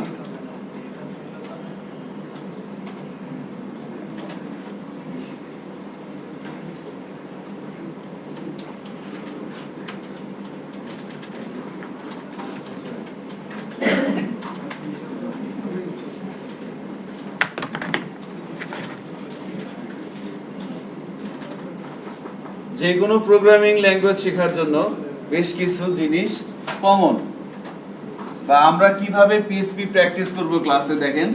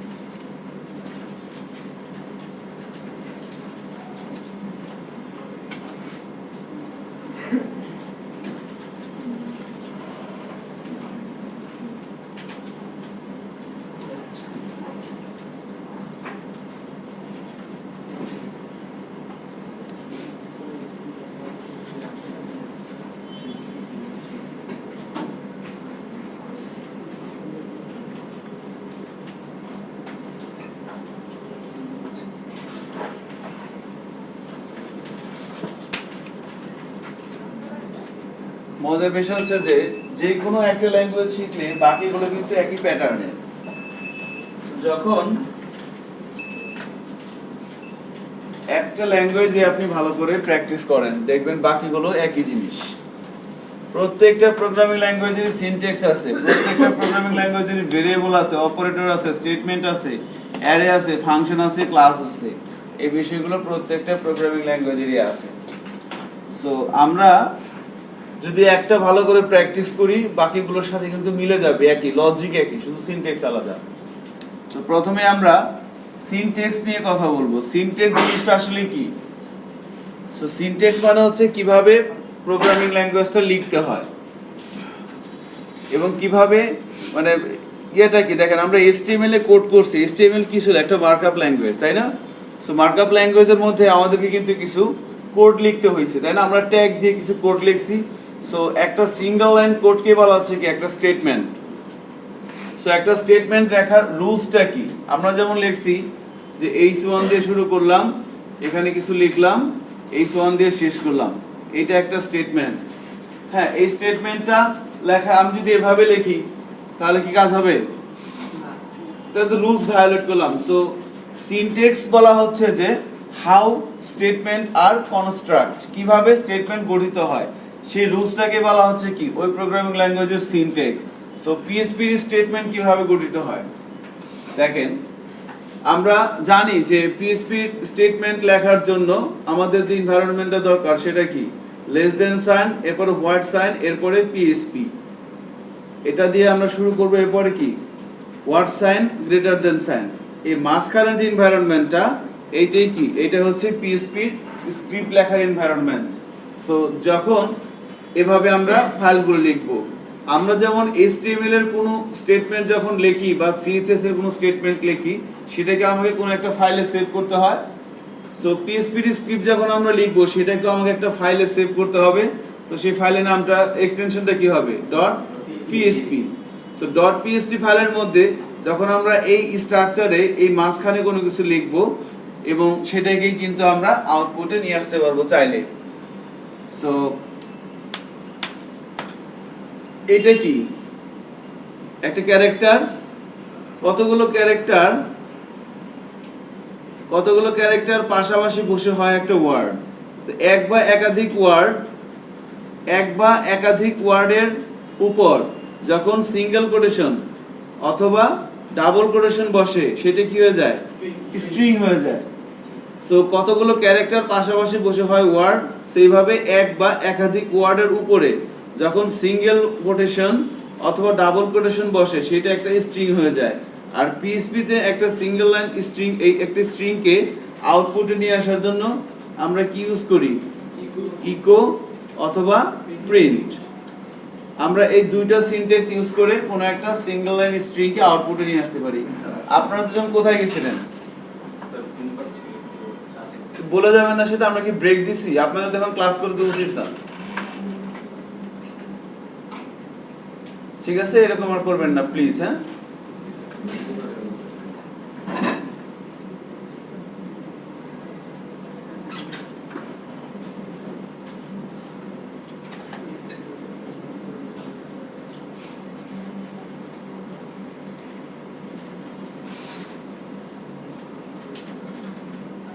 তাহলে ইকো অথবা প্রিন্ট ইউজ করে আমরা এই কাজটা করতে পারি। আর পিএইচপি তে কোনো একটা লাইনে একটা স্টেটমেন্টকে ক্লোজ করার জন্য যতক্ষণ না পর্যন্ত কম্পাইলার এই জিনিসটা না পাবে, এটাকে কি বলে? সেমিকোলন। এটা হচ্ছে কি স্টেটমেন্ট ক্লোজ করার সিনট্যাক্স। যতক্ষণ সেটা না পাবে ততক্ষণ পর্যন্ত ভাববে এটা একটাই লাইন। মানে যে কোনো প্রোগ্রামিং ল্যাঙ্গুয়েজে দেখেন, যখন আমি কোনো একটা প্রোগ্রামিং ল্যাঙ্গুয়েজে বা কোনো একটা স্টেটমেন্ট এভাবে লিখবো, লেখার পর যখন এই ফাইলটা রান করা হয় তখন কিন্তু দুই ধরনের ঘটনা ঘটে। প্রথমে পার্সার নামের এক ভদ্রলোক উনি এসে এই প্রোগ্রামটা ঠিকঠাক মতো আছে কিনা উনি চেক করে। উনি চেক করার পর যদি দেখে যে না সব ঠিকঠাক আছে, এরপরে উনি ওনার বসকে ডাকে। ওনার বস হচ্ছে এক একটা ল্যাঙ্গুয়েজের জন্য এক একটা সার্ভার। আমরা যেহেতু পিএইচপি নিয়ে কথা বলবো, সো পার্সারের বসের নাম হচ্ছে কি অ্যাপাচি। তখন উনি বসকে বলে যে বস সব ঠিক আছে, এবার আপনি যান যে ঘটনা ঘটান। তখন উনি আসে। উনি কিন্তু প্রথমে এখানে আসে না, সো প্রথমে ওনার অ্যাসিস্ট্যান্টে পাঠায়, উনি এসে দেখে সব ঠিকঠাক আছে কিনা, সব ঠিকঠাক আছে, ফাইন, বস এবার যান। উনি এসে পরবর্তী ঘটনাটা ঘটায়। সো এভাবেই কিন্তু মানে একটা ফাইল আমি লিখলাম, কিছু কোড লিখলাম, কিভাবে ব্রাউজারে কোনো কিছু আসছে সেটা বলার চেষ্টা করলাম। স্যার তাহলে পার্সারটা কি মানে সিনট্যাক্স চেক করে? রাইট।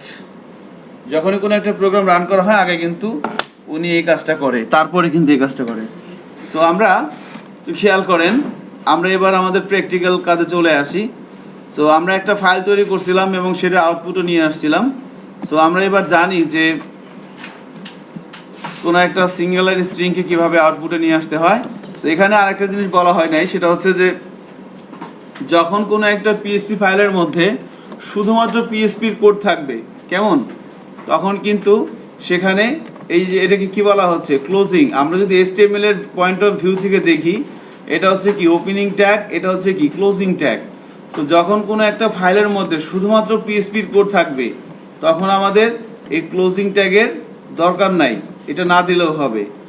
বাট যখন একটা ফাইলের মধ্যে HTML, CSS, জাভাস্ক্রিপ্ট বিভিন্ন ধরনের কোড থাকবে তখন কিন্তু পিএইচপির এনভায়রনমেন্টের মধ্যে আমরা পিএইচপির কোডগুলো লিখব। বুঝতে পারছেন কি বিষয়টা? সো আপাতত আমাদের টার্গেট হচ্ছে যে আমাদের এখানে শুধু পিএইচপির কোডই থাকবে, কোনো আদার্স কোনো কোড থাকবে না। তাহলে আমরা ক্লোজিং ট্যাগটা না ইউজ করলেও পারি পিএইচপি। সো সেই ক্ষেত্রে আমরা বলতে চাচ্ছিলাম যে কতগুলো ক্যারেক্টার পাশাপাশি বসে একটা ওয়ার্ড হয়। সো এক বা একাধিক ওয়ার্ড পাশাপাশি বসে আমরা এভাবে হয়, এবং এই এক বা একাধিক ওয়ার্ডের উপরে যখন সিঙ্গেল কোটেশন অথবা ডাবল কোটেশন দিচ্ছি সেটা কি হয়ে যাচ্ছে, সেটা একটা স্ট্রিং হয়ে যাচ্ছে। আর একটা স্ট্রিংকে আউটপুটে নিয়ে আসার জন্য আমরা ইকো ইউজ করতে পারি।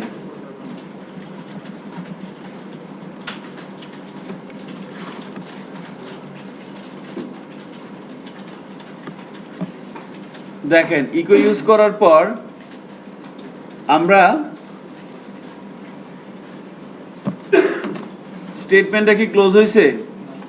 স্টেটমেন্টটা কিন্তু ক্লোজ হয় নাই, এটাকে একটা সিঙ্গেল লাইন স্টেটমেন্ট বলা হচ্ছে। স্টেটমেন্টটা ক্লোজ করা হবে কি দিয়ে? সেমিকোলন দিয়ে। দেখেন আমি সেমিকোলন দেই নাই, এই প্রোগ্রামটা রান করলে কি রান হবে? চেক করি রান হয় কিনা। Parser error, syntax error, unexpected end of file. খেয়াল করছেন? আপনারা যখনই কোনো এরর পাবেন সাথে সাথে ঘাবড়ে যাবেন না, আপনি এররটা একটু পড়বেন। এররের মধ্যেই কিন্তু এররের সমাধান আছে। এটা পড়লে বোঝা যাচ্ছে না যে আনএক্সপেক্টেড এন্ড অফ ফাইল, যদিও কখনো কখনো সে আপনার সাথে প্রতারণা করবে, আপনাকে দেখাবে এক জায়গায় ভুল, আসলে ভুল অন্য এক জায়গায়, এরকম ঘটনাও ঘটে। তাহলে এন্ড অফ ফাইল এটাকে বলা হচ্ছে। সো আমি সেমিকোলনটা দিয়ে দিলাম। এবার কিন্তু দেখেন প্রোগ্রামটা রান করার আগেই কিন্তু আমরা বুঝতে পারতেছিলাম, তাই না? নিচে একটা লাল দাগ চলে আসছে এবং এখানে মাউসের কার্সর নিলে কি দেখাচ্ছে সিনট্যাক্স অফ ফাইল। সো এটা হচ্ছে অনেক বড় একটা অ্যাডভান্টেজ নেটবিনসের, যে প্রোগ্রামটা আমি রান করার আগেই কিন্তু সে আমাকে বলে দিচ্ছে যে ভুল হয়েছে। সো আমি স্টেটমেন্টটা ক্লোজ করলাম, এবার ব্রাউজারে যাচ্ছি, রিলোড দিচ্ছি, খেয়াল করেন, দেখেন এবার কিন্তু হ্যালো পিএসপি কথাটা চলে আসছে।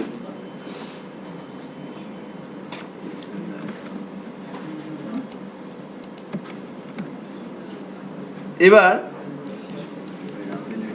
পিএসপি কে বলা হচ্ছে কি একটা স্ক্রিপ্টিং ল্যাঙ্গুয়েজ, এবং বলা হচ্ছে এইটা HTML এর সাথে মিলেমিশে কাজ করতে পারে, তাই না? পিএসপি HTML এর সাথে মিলেমিশে কাজ করতে পারে। তার মানে আমরা পিএসপি কোডের মধ্যেও HTML লিখতে পারবো, আবার HTML কোডের মধ্যেও পিএসপি লিখতে পারবো। HTML এর সিনট্যাক্সের মধ্যে আমরা পিএসপি লিখতে পারবো, অথবা পিএসপি সিনট্যাক্সের মধ্যে আমরা HTML লিখতে পারবো। বাট কোনটা ভালো এটা আমরা দেখি, হ্যাঁ দেখি যে কি হয়। সো প্রথমে আমরা চাচ্ছি প্রথমে পিএসপির মধ্যে HTML লিখবো। খেয়াল করেন, এটা হচ্ছে আমরা পিএসপি মধ্যে আমরা HTML লিখবো। সো ধরেন এই লেখাটাকে আমি একটু বড় করতে যাচ্ছি, তাহলে কি করতে হবে? আমি এখানে একটা HTML এর ট্যাগ দিয়ে দিলাম, h1 দিয়ে শুরু করলাম, h1 দিয়ে শেষ করলাম।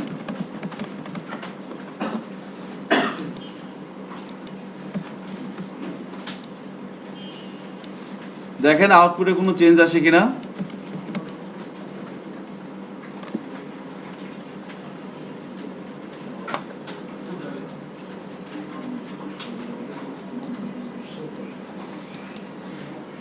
চেঞ্জ আসে না? চেক করি তো, আমরা দেখতে পাচ্ছি আউটপুটে কিন্তু মানে হেডিং ট্যাগটা কিন্তু সে পাচ্ছে। এখন আমরা যদি পিএসপির মধ্যে HTML লিখতে চাই, দেখেন কিভাবে লিখতে হয়, খেয়াল করেন একটু। আমি পুরো অর্গানাইজ ভাবে লিখতে যাচ্ছি।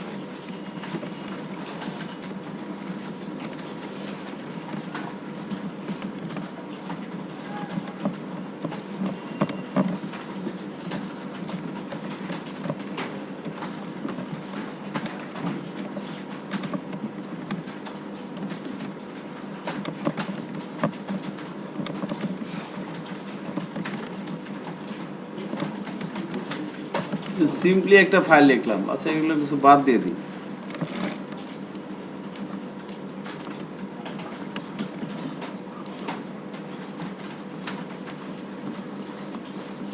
HTML দিয়ে শুরু হয়েছে, HTML দিয়ে শেষ হয়েছে, HTML এর মধ্যে হেড, হেডের পরে বডি, হেডের মধ্যে টাইটেল, ঠিক আছে, এভাবে কিন্তু লিখে দেওয়া হয়েছে।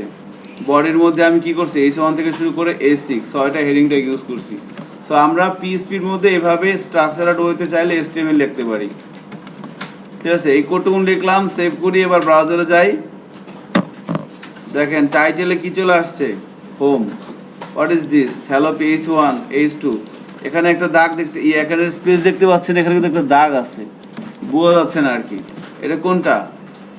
সরি বিআর দিছি তো, HR দিলে দাগটা বোঝা যেত, তাই না? HR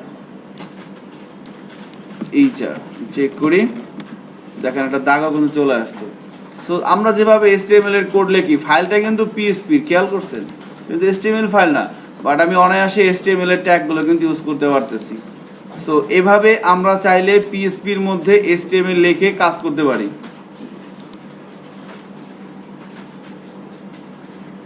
ঠিক আছে, আবার যদি আমরা চাই যে না আমরা পিএসপির মধ্যে HTML লিখবো না, আমরা সব কেটে দিলাম, একটু লিখে দেখেন তো কাজ করে কিনা আপনাদের মেশিনে। ঠিক আছে, আবার ধরেন এগুলো কেটেই দিলাম, আমি আপনাদের প্র্যাকটিস করার সময় দিব, আমি দেখাচ্ছি আগে। এবার ধরেন আমি HTML লিখতেছি,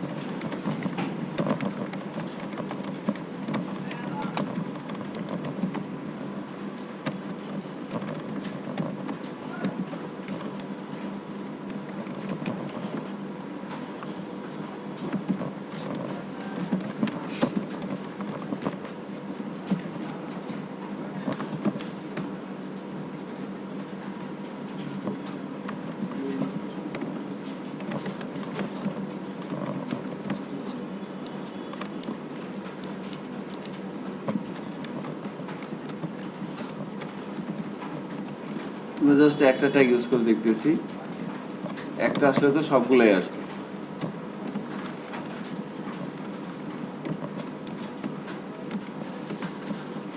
খেয়াল করছেন? এবার কি করলাম, এবার স্ট্রাকচারটা কিসের, HTML এর না, HTML এর মধ্যে এবার আমরা পিএসপি লিখলাম। এবার চেক করে আউটপুট কি আসে, টাইটেলে কি আসছে, হ্যালো পিএসপি, বা আমি চাইলে এটাকে আবার ইয়েও করতে পারি এভাবে, এখানেও পিএসপি স্ক্রিপ্টিং লিখতে পারি, ইকো কি লিখবো বলেন, BITM লিখে দিলাম। তাহলে এবার টাইটেলে কি আসবে, দেখি আসে কিনা, BITM চলে আসছে, হ্যালো হাউ আর ইউ, দেখি এভাবে চলে আসছে। সো আমরা কি করতেছি দেখেন, এই যে আউটপুটটা আসছে, আউটপুটের লেখাটা কিন্তু আসছে পিএসপি থেকে, বা HTML ট্যাগের মধ্যে আমরা পিএসপি লিখছি। এখন বলেন কোনটা সহজ মনে হচ্ছে আপনাদের কাছে, HTML এর মধ্যে পিএসপি লেখা না পিএসপির মধ্যে HTML লেখা? এটাই কি আসলে পিএসপির মধ্যে HTML? আপনি কোন গ্রহ থেকে আসছেন? পিএসপির মধ্যে HTML লিখতে গেলে আপনি ইকো ছাড়া কিছু পারবেন?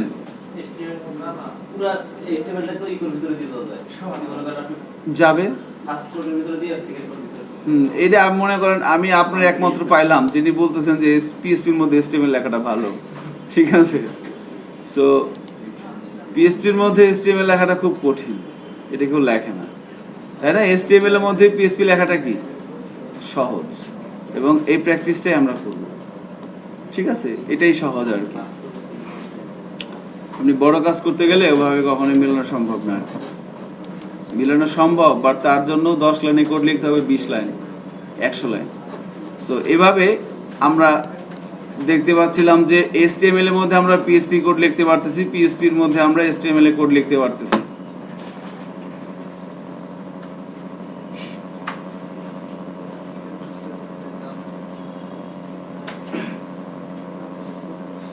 দেখেন আপনারা প্র্যাকটিস করে আপনাদের মেশিন এভাবে কাজ করে কিনা।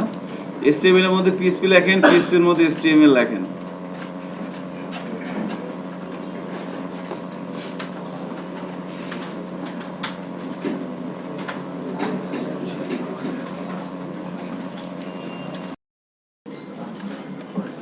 সো আমাদের সেকেন্ড টপিক ছিল, আমরা প্রথম সিনট্যাক্সটা প্র্যাকটিস করলাম যে কিভাবে আমরা PHP আর HTML একসাথে লিখতে পারি আর কি। এবার আমরা ভেরিয়েবল নিয়ে কথা বলবো আর কি। সো ভেরিয়েবল কি, চলো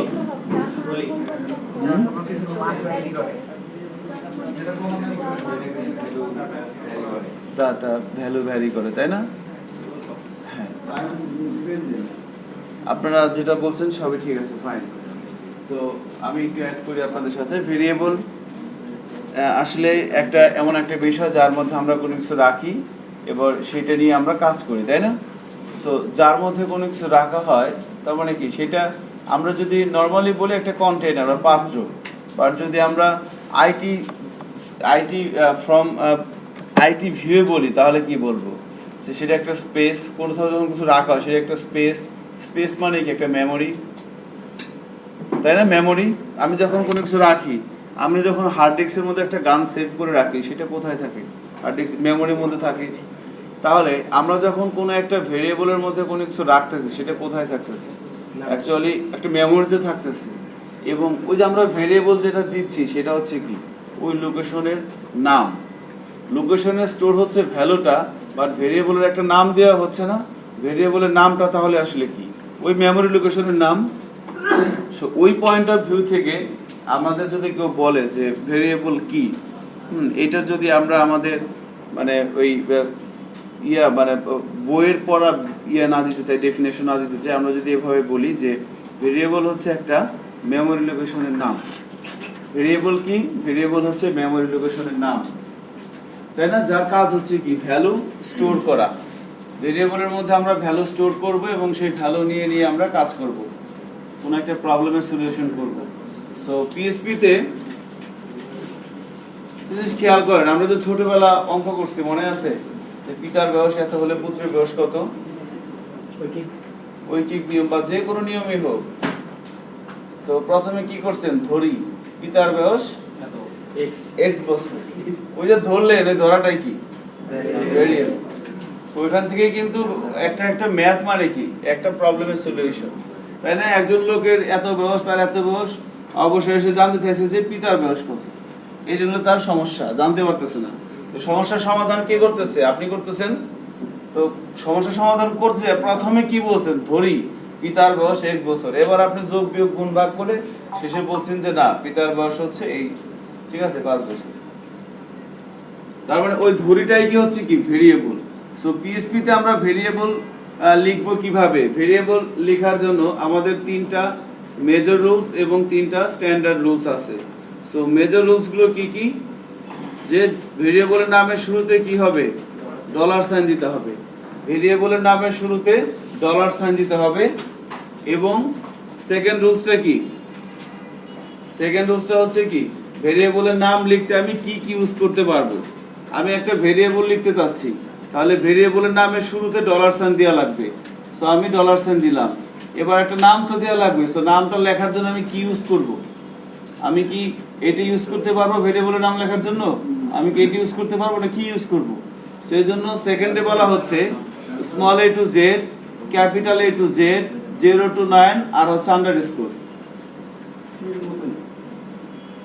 small a to z, capital A to z, 0 to 9 আর হচ্ছে কি আন্ডারস্কোর। এই কয়েকটা ক্যারেক্টার মধ্য থেকে যে কোনো একটা ক্যারেক্টার আমি ভেরিয়েবলের নাম লেখার জন্য ইউজ করতে পারবো।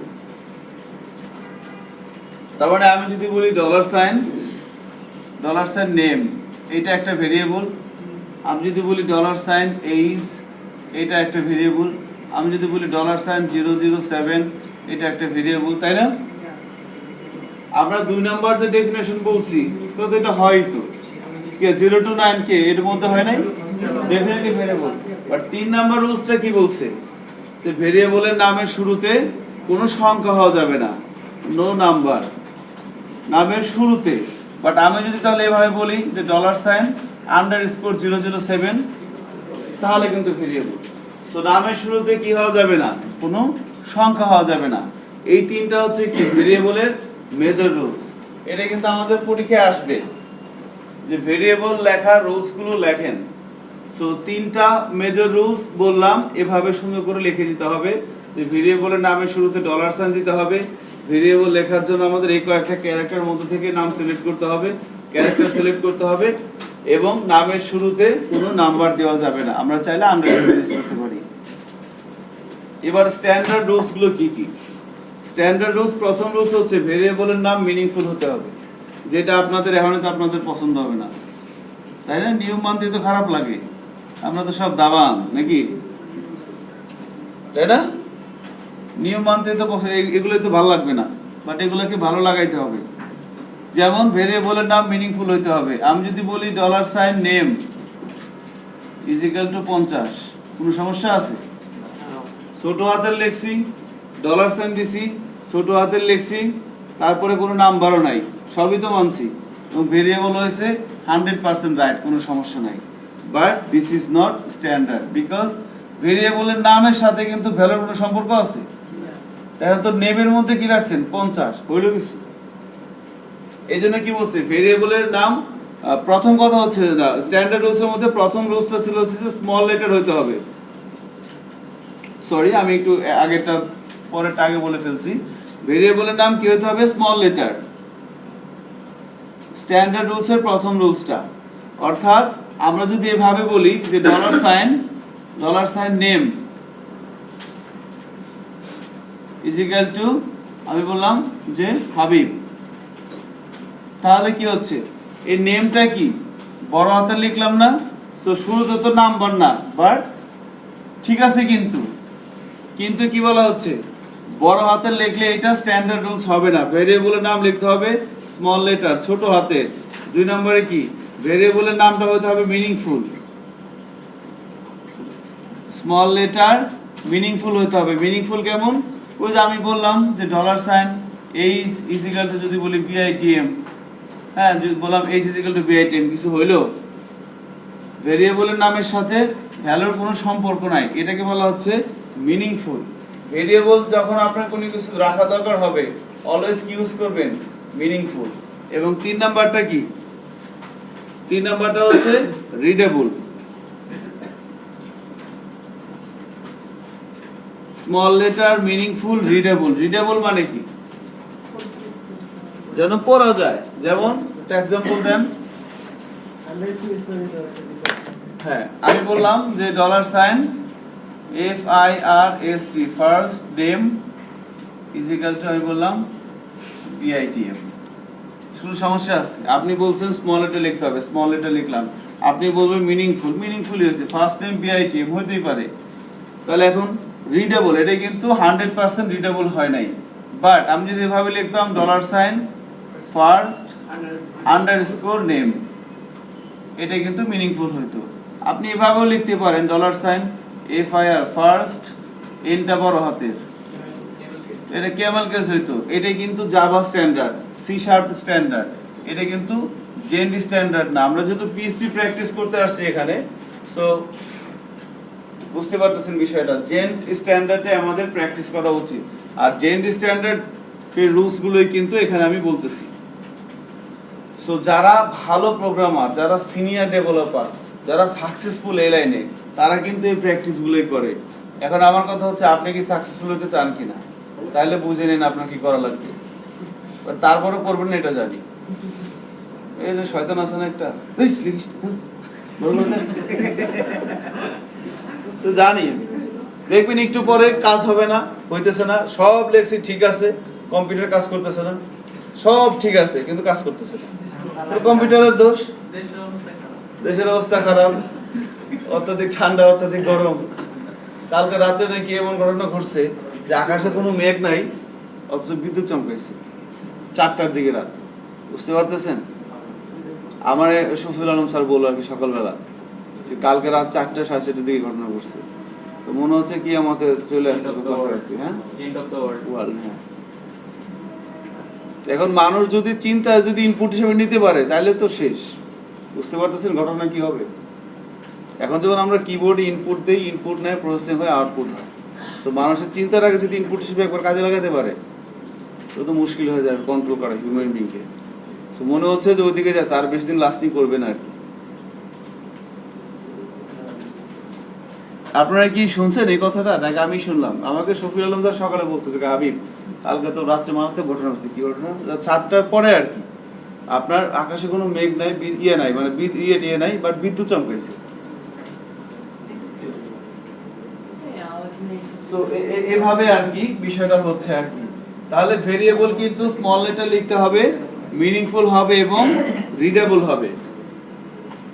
এই কাজগুলো কিন্তু আমাদের ফলো করতে হবে। সো আসেন আমরা একটু ভেরিয়েবল প্র্যাকটিস করি 5-10 মিনিট। অনেক সহজ কিন্তু, বাট তারপরেও প্র্যাকটিস করতে হবে। কারণ কি, এই সব বিলিভ করেন যে এই ভেরিয়েবল আর প্রোগ্রামিং মানে হচ্ছে কি, আমি এখানে মুছে ফেলছি, ভেরিয়েবল আর হচ্ছে স্টেটমেন্টের মধ্যে পার্ট আছে, একটা হচ্ছে রিপিটেড, একটা হচ্ছে কন্ডিশনাল। রিপিটেডের মধ্যে পার্ট আছে 4টা, কন্ডিশনালের মধ্যে পার্ট আছে 4টা। এগুলো আমরা দেখবো আস্তে আস্তে। সো একটা ভেরিয়েবল লিখতে যাচ্ছিলাম, আমরা সিনট্যাক্স প্র্যাকটিস করছি, সো এগুলো আমাদের আর দরকার নাই।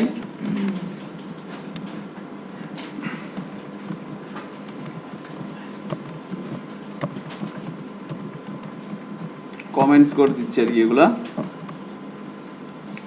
তো ধরেন এভাবে পিএসপির মধ্যে আমরা কিছু এবার এখানে কিছু প্র্যাকটিস করবো আর কি। সো ভেরিয়েবল লিখতে যাচ্ছি, ডলার সাইন দিতে হবে, দিলাম, একটা নাম দিতে হবে। আমি বললাম first name is equal two বললাম BASIS বেসিস।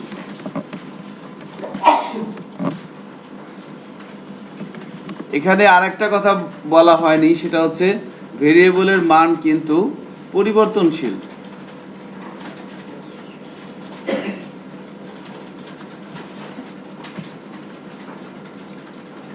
দেখেন আমি একটা স্টেটমেন্ট লিখলাম, ডলার সাইন ফার্স্ট নেম, এইটা কি? এতটুকুন অংশ হচ্ছে একটা ভেরিয়েবল। এই জিনিসটা কি বলেন তো, যে জিনিসটা সিলেক্ট করা আছে? অপারেটর। এটা হচ্ছে একটা অপারেটর। আর এটা কি? এতটুকুন অংশ কি? একটা স্ট্রিং। সো এই অপারেটর কাজ হচ্ছে কি? এই জিনিসটাকে এই ভেরিয়েবলের মধ্যে অ্যাসাইন করা, তাই না? সো আমি যখন এই প্রোগ্রামটা রান করব, দেখেন এটা একটা ফাইলের মধ্যে আমি এই স্টেটমেন্টটা লিখলাম। ফাইলের নাম কি? syntax.psp। এই ফাইলের মধ্যে আমরা একটা স্টেটমেন্ট এভাবে লিখলাম। এখন এই স্টেটমেন্টটা কিন্তু এখন পর্যন্ত কিন্তু কোনো এফেক্ট পড়ে নাই। কখন ইফেক্ট পড়বে? যখন আমি এই ফাইলটাকে রান করাবো। এখন এখান থেকে যদি আমি ইন্টার চাপ দেই তাহলে কি হবে? ইন্টার চাপ দেই তখন কিন্তু কি হবে? যেহেতু এটা syntax.psp, এই ফাইলটাকে আমি রান করাতে চাচ্ছি, তখন কিন্তু এই সবগুলো কোড কি হবে? একবার করে এক্সিকিউট হবে না? অ্যাপাচি সার্ভারে এই সবগুলো কোড একবার করে এক্সিকিউট হবে। তাহলে যখন এই লাইনটা হবে, একটা জিনিস খেয়াল করবে, এটাও সেম HTML এর মতো। অ্যাপাচি এই কোডগুলোকে উপর থেকে নিচের দিকে আর পড়বে এবং বাম থেকে ডান দিকে পড়বে। এটা হইতেছে স্টেটমেন্ট পড়ার রুলস কম্পাইলারের। সো এখানে দেখেন, এখন এখানে যখন সে আসবে, সে কি করবে? ফার্স্ট নেম, এটা একটা ভেরিয়েবল, সে বুঝে যাবে এবং এর মধ্যে এই জিনিসটাকে রাখবে। এখন কোনো কিছু রাখতে হলে কি দরকার? মেমোরি দরকার। কম্পিউটারে কয় ধরনের মেমোরি থাকে বলেন তো? একটা স্থায়ী আর একটা অস্থায়ী। আমরা যখন কোনো একটা কম্পিউটার চালু করি তখন কিন্তু দেখবেন আপনার র্যাম যদি হয় 4GB, র্যামটা কি? অস্থায়ী, তাই না? আর হার্ড ডিস্কটা কি? স্থায়ী, তাই না? তাহলে যখন কোনো একটা প্রোগ্রাম রান করান, সেই প্রোগ্রামটা কিন্তু ধরেন আমি একটা সফটওয়্যার ইনস্টল দিতেছি, জেট অডিও বা মাইক্রোসফট অফিস, সেটা একটা পেন ড্রাইভে আছে অথবা একটা সিডিতে আছে, আমি ইনস্টল দিলাম। ইনস্টল হওয়ার পরে প্রোগ্রামটা কি কোনো একটা জায়গায় সেভ হয়ে থাকে না? সেটা হয়তো হতে পারে আপনার উইন্ডোজের মধ্যে প্রোগ্রাম ফাইলের মধ্যে ওইটা সেভ হয়ে থাকে। এবার যখন আপনি প্রোগ্রামটাকে রান করাবেন তখন কি করতে হয়? ওই যে অল প্রোগ্রামে যে আমরা ওটাকে ইএক্সি ফাইলটা ক্লিক করি না? সো যতক্ষণ না পর্যন্ত ইএক্সি ফাইলটা আমি ক্লিক করতেছি না, ততক্ষণ পর্যন্ত কিন্তু ওই প্রোগ্রামটা সেভ হয়ে আছে কোথায় বলেন তো? হার্ড ডিস্কে, তাই না? হার্ড ডিস্কে আছে। বাট যখন আমি অল ফাইলে থেকে ইএক্সি ফাইলে ক্লিক করলাম, তখনই কিন্তু হার্ড ডিস্ক থেকে একটা নির্দিষ্ট অংশ উঠে এসে কোথায় থাকে? র্যামে থাকে। এজন্যই কিন্তু আমাদের মুরব্বীরা কি বলে, আমি যখন কম্পিউটার কিনতে যাই তখন বলে যে দাদা একটা কম্পিউটার কিনুন, কি কিনলে ভালো হয়? সে বলে র্যাম বেশি থেকে কিনবা। মনে পড়ে? কমন পড়ে? এ কথা কিন্তু আমার মনে হয় সবাই শুনছেন। আপনি কম্পিউটার কেনার আগে যার কাছে সাজেশন নিছেন, সে কি বলছে? যে একটু র্যাম একটু বেশি দেখে কিনো, আর কি করবা, ডিসিশন যেহেতু নিয়েই ফেলছো নাকি। সো ওই র্যাম কেন? ওই একটাই কিন্তু কারণ প্রোগ্রাম যখন আমরা রান করি তখন কিন্তু ওর একটা নির্দিষ্ট অংশ কি হয়? র্যামে চলে যায়। ইভেন আমরা যে র্যাম কিনি, আমাদের ধরেন র্যাম হচ্ছে 4GB কি ইউজ করতে পারেন? সিস্টেম কিছু বাই ডিফল্ট কিন্তু খেয়াল রাখে। যখন আমরা কম্পিউটার অপারেটিং সিস্টেমটা লোড হয়ে থাকে কোথায়? হার্ড ডিস্কে, সি ড্রাইভে রাখি অথবা কোনো একটা ড্রাইভে রাখি। যখন আমি কম্পিউটার অন করি, একটা নির্দিষ্ট অংশ কিন্তু কোথায় চলে যায়? র্যামে চলে যায়। এভাবেই দেখেন, যত বেশি প্রোগ্রাম আপনি রান করবেন তত বেশি কি হয়ে যায়? কম্পিউটারটা স্লো হয়ে যায় না? এর কারণ কি? কারণ হচ্ছে র্যামের মধ্যে জায়গা আস্তে আস্তে কম হয়ে আসে। যত কম হয়ে আসে তত এক্সিকিউট করতে প্রসেসরের কম সময় লাগে, মানে বেশি সময় লাগে, এজন্য মেশিনটা স্লো হয়ে যায়। এখন আমার কথা হচ্ছে এটার সাথে এটা সম্পর্ক হচ্ছে যে আমি যখন এই ফাইলটাকে রান করাচ্ছি তখন কি হইতেছে, এই জিনিসটা, এই যে ফার্স্ট টাইম এই ভ্যারিয়েবল এর মধ্যে এই জিনিসটা রাখতেছে। অ্যাকচুয়ালি এর মধ্যে তো রাখার কোনো ক্ষমতা নাই, এটা একটা নাম। কিসের নাম? জিনিসটা থাকতেছে কোথায়? যখন আমি এই ফাইলটা রান করাচ্ছি সে কি করতেছে, র্যামের মধ্যে যায় বসে যাচ্ছে। বিষয়টা হচ্ছে এরকম যে এটা যদি হয় আমাদের র্যাম কম্পিউটারের, এটা যদি ধরেন র্যাম হয়, যখন আমি ব্রাউজারে যে এই syntax.php এই ফাইলটাকে হিট করলাম তখন কি হচ্ছে, র্যামের মধ্যে যেরকম অসংখ্য জায়গা আছে, স্লটে ভাগ করা আছে, সো কোনো একটা জায়গায় এই যে বেসিস এই কথাটা বসে যাচ্ছে, আর ওই জায়গাটার নাম হিসেবে কি আসতেছে, ফার্স্ট নেম। এই জন্য যখন বলা হচ্ছিল যে ভেরিয়েবল কি, আমরা যদি বলি যে ভেরিয়েবল হচ্ছে, দেখেন তো এটা থেকে কি বলে দিতেছে, মেমোরি লোকেশনের ভ্যালু না মেমোরি লোকেশনের নাম? নাম। কিন্তু এজন্য বলা হচ্ছিল ভেরিয়েবল হচ্ছে মেমোরি লোকেশনের নাম। সো যখনই এভাবে আমরা কোনো কিছু লিখি, রাখার জন্য যে জায়গার দরকার সেটা কিন্তু ইউজ করে কি, র্যাম, তাই না? এই যে আমি এখন রাখলাম, এবং এখানে আরেকটা বিষয় বলে রাখা দরকার যে ভেরিয়েবলের মান কিন্তু পরিবর্তনশীল। ধরেন আমি এই ফার্স্ট নেমের মধ্যে বিআই টাইমকে রাখলাম, কিছুক্ষণ পরে আমি ফার্স্ট নেমের মধ্যে কি প্রথমে বেসিস রাখলাম, এরপর আমি বিআইটিএম কে রাখলাম, তাহলে এখন এই ফার্স্ট নেমের মধ্যে কি থাকবে, ভেরিয়েবলের মধ্যে সবচেয়ে শেষে যেটা রাখা হয় সেটাই কিন্তু থাকে, তাই না? সেটাই কিন্তু থাকে। তাহলে ভেরিয়েবল ইউজ করে কি, র্যাম, ডাটাগুলো স্টোর করার জন্য। সো আমি যদি এখানে বলি ইকো $, ফার্স্ট নেম, তাহলে আউটপুটে কি আসবে, বেসিস। চেক করে দেখি কি আসে, বেসিস চলে আসছে। এবার যদি এভাবে লিখি $, first name is equal to BITM, এবার বললাম echo $, BITM, sorry first name, এবার আউটপুট কি আসবে বলেন তো, একবার বেসিস একবার BITM। কিন্তু কারণ কি দেখেন, এইটা লাইন বাই লাইন সে পড়বে, বলা হচ্ছে মানে এখানে একটা জিনিস মনে রাখতে হবে, আমি যে কোডগুলো লিখতেছি এই কোডগুলো কেউ না কেউ পড়বে, পড়ে আউটপুট জেনারেট করবে। সো যে কোডগুলো পড়বে তার পড়ার স্টাইলটা কি, এটা কিন্তু আপনার বোঝা লাগবে। স্টাইলটা হচ্ছে সে উপর থেকে নিচের দিকে পড়তে আসবে, নিচ থেকে উপর দিকে পড়তে কিন্তু যাবে না। এবং সে কিভাবে পড়বে, বাম দিক থেকে ডান দিকে যাবে। তো যখন সেখানে পড়তে আসছে, এখানে এসে কি দেখবে, এটা একটা ভেরিয়েবল, বুঝে যাবে এটা দেখে। ভেরিয়েবলের মধ্যে সেই স্ট্রিংটাকে রাখলো, এবার সেইকে দেখাচ্ছে। আবার ওই একই ভেরিয়েবলের মধ্যে সেইটাকে রাখতে বলছেন, সে কিন্তু আগেটাকে স্কিপ করে এবার কি থাকবে, এটা চলে আসবে। এবার আপনি কি করতেছেন, সো সে অত্যন্ত ভদ্রলোক, যখন যে জব দিবেন সে জবটাই কিন্তু সে করতেছে। খেয়াল করছেন, এক লাইন বেশিও বুঝবে না, এক লাইন কমও বুঝবে না, যা বলবেন তাই করবে। ইনস্ট্রাকশনগুলো লিখতেছে কে, আপনি, রাইট? আর আপনার কথা অনুযায়ী কিন্তু অ্যাপাচি কাজ করতেছে, আপনি যা বলবেন সে তাই করবে। অত্যন্ত ভদ্রলোক, বাঙালি না যে 2 লাইন বেশি বুঝবে 3 লাইন কম বুঝবে, সরি 3 লাইন বেশি বুঝবে 2 লাইন কম বুঝবে, এরকম না। সো ফার্স্ট নেমের মধ্যে এটা রাখলাম, এভাবে কিন্তু ভেরিয়েবলের মান পরিবর্তনশীল, আমরা বুঝতে পারতেছি। এখন এখানে একটা বিষয় লক্ষণীয়, খেয়াল করেন, আমরা যখন সি বা C++, জাভা এই ধরনের প্রোগ্রামিং ল্যাঙ্গুয়েজ যখন ভেরিয়েবল ডিক্লেয়ার করি, তো ভেরিয়েবলের কি থাকে, ডেটা টাইপ বলতে একটা বিষয় আছে না? তো পিএসপিতে তো আমরা ভেরিয়েবল ডিক্লেয়ার করলাম, এবার এর ডাটা টাইপটা কি হবে, ডাটা টাইপ তো আমরা বলে দিলাম না। তো পিএসপিতে এভাবে করছেন না যে INT integer A, B, C, এভাবে বলে দিতাম না, এভাবে বলে দিতাম। তাহলে এখন এখানে তো আমরা ভেরিয়েবল বললাম, এর তো কোনো ডাটা টাইপ বললাম না, কিভাবে হবে? একটা জিনিস খেয়াল করেন, এই ফার্স্ট নেমের মধ্যে আমি কি রাখছি, বেসিস, তাই না? এবার একটা স্ট্রিং রাখলাম, এবার নিচে আসেন, এখানে এসে কন্ট্রোল চেপে ধরে স্পেস বার চাপ দেন, দেখেন এখানে কি দেখাচ্ছে, syntax.php ফাইলের নাম, বাম পাশে কি দেখাচ্ছে, এটা ভেরিয়েবল, তার আগে কি লেখা আছে, স্ট্রিং লেখা আছে না, স্ট্রিং লেখা আছে। এবার আমি যদি এটার মধ্যে আমি যদি এভাবে বলে দিই, স্ট্রিং হতে পারে একটা ভ্যালু, আমি বলে দিলাম 120, এবার কি আসতেছে ফার্স্ট টাইমের আগে? ইন্টিজার না? ইন্টিজার কিন্তু। এবার আমি বললাম যে 120.15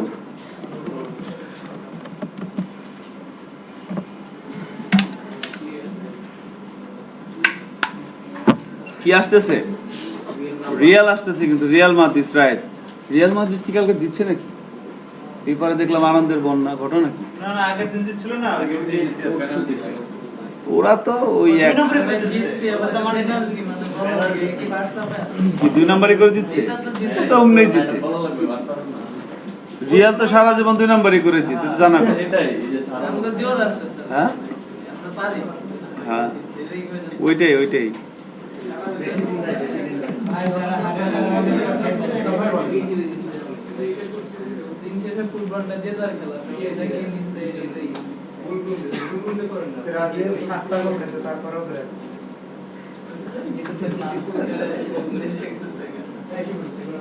আচ্ছা দেখেন, খেয়াল করেন। সো দেখেন ফার্স্ট টাইমের আগে কি দেখাচ্ছে? রিয়াল। এবার আর একটা ভেরিয়েবলের মধ্যে কি কি ভ্যালু হতে পারে? স্ট্রিং হতে পারে, কোন একটা পূর্ণ সংখ্যা হতে পারে, ভগ্নাংশ হতে পারে। দেখেন আমি যদি এবার এটাকে এভাবে করে দেই, এবার কি আসবে বলেন তো? স্ট্রিং কিন্তু আসছে, কারণ সিঙ্গেল কোটেশন অথবা ডাবল কোটেশন মানে স্ট্রিং। এবার যদি আমি এখানে বলি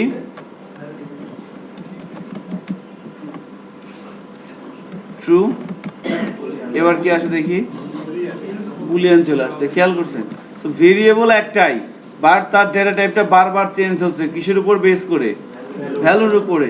আর এই 4 টাইপের ভ্যালু ছাড়া অন্য কোনো ভ্যালু কি আমরা ইউজ করি সাধারণত? করা হয় না, কিন্তু সাধারণত করা হয় না আর কি। এটা দিয়ে কিন্তু ওই ধরেন যে মক্কা জয় করা যাবে আর কি। সো এই 4 ধরনের ভ্যালু দিয়ে অনেক কিছুই করা যায়। এই জন্য বলা হয় যে পিএইচপিতে তাহলে ডেটা টাইপ কয় ধরনের? ঠিক আছে, এটা কিন্তু পরীক্ষা আসবে এবং আপনারা 50% স্টুডেন্ট পারবেন না, ইহাই সত্যি। বাজি লাগেন, পরীক্ষা তো একটা রিটেন পরীক্ষা হবে, সেখানে এই কোশ্চেনটা আসবে এবং আপনারা পারবেন না। আজকে কথা মনে রাখেন, 50% পারবেন না। মনের মাধুরী মিশিয়ে কেউ লিখবেন 7, 8, 10, 12, 20, 25, ঠিক আছে, যা মন চায় তাই লিখে দিবেন। ও যেরকম যে বলছেন যে ভাই পিএইচপির অ্যাব্রিভিয়েশন কি, সে কি জানি বললো একটা, আমি বুঝলাম না, যে হেল্প মাই নাকি জানি কোনো কিছু বললো, ঠিক আছে। বলার পর আমি তো বুঝতে পারছেন, আমি কিছুক্ষণ তাকায় রাখলাম, চিন্তা করলাম যে ছেলেটা কি শয়তানি করতেছে, নাকি প্রতিবন্ধী, নাকি অসুস্থ, নাকি না না। ওনাকে আমাদের এখানে আমরা 2 ধরনের ছেলে আমি নেই, যারা পিএইচপি পারে আর যারা বেয়াদব। এই 2 ধরনের ছেলে আমি নেই। যারা পারে না আমি তাদেরকে ওয়েলকাম জানাচ্ছি, আপনি তো এখানে শেখার জন্যই আসছেন। এটা অ্যাডভান্স। যারা পিএইচপি অনেক কিছু জানে তাদের জন্য তো এই কোর্স না, ঠিক আছে, তাদের জন্য তো এই কোর্স না। তারা আপনি অনেক কিছু শিখেন, আপনি ফ্রেমওয়ার্ক শিখেন। এই কোর্সটা হচ্ছে যারা পিএইচপি পারে না তাদের জন্য, যারা পিএইচপি পারে তাদের জন্য তো এই কোর্স না। তারা আপনার সময় নষ্ট হবে। আপনি সিম্পলি কিছু তোবারকের জন্য যদি এই সময়টা নষ্ট করেন, তাহলে তো আই ডোন্ট নো কি বলা উচিত আমার। সো এটা একটা ইস্যু আর কি। বাট এইখানে আপনি পারলেও আপনার ভিত্তিটা আরো স্ট্রং হবে র পিএইচপি। আর র পিএইচপিটা যদি আপনি ভালো পারেন, ফ্রেমওয়ার্ক শেখাটা আপনার জন্য ওয়ান্টেড ব্যাপার।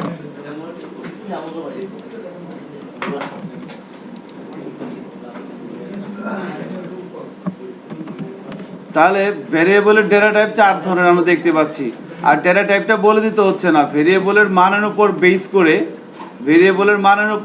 করে, ভেরিয়েবলের ডেটা টাইপটা অটোমেটিক্যালি সেট হয়ে যাচ্ছে।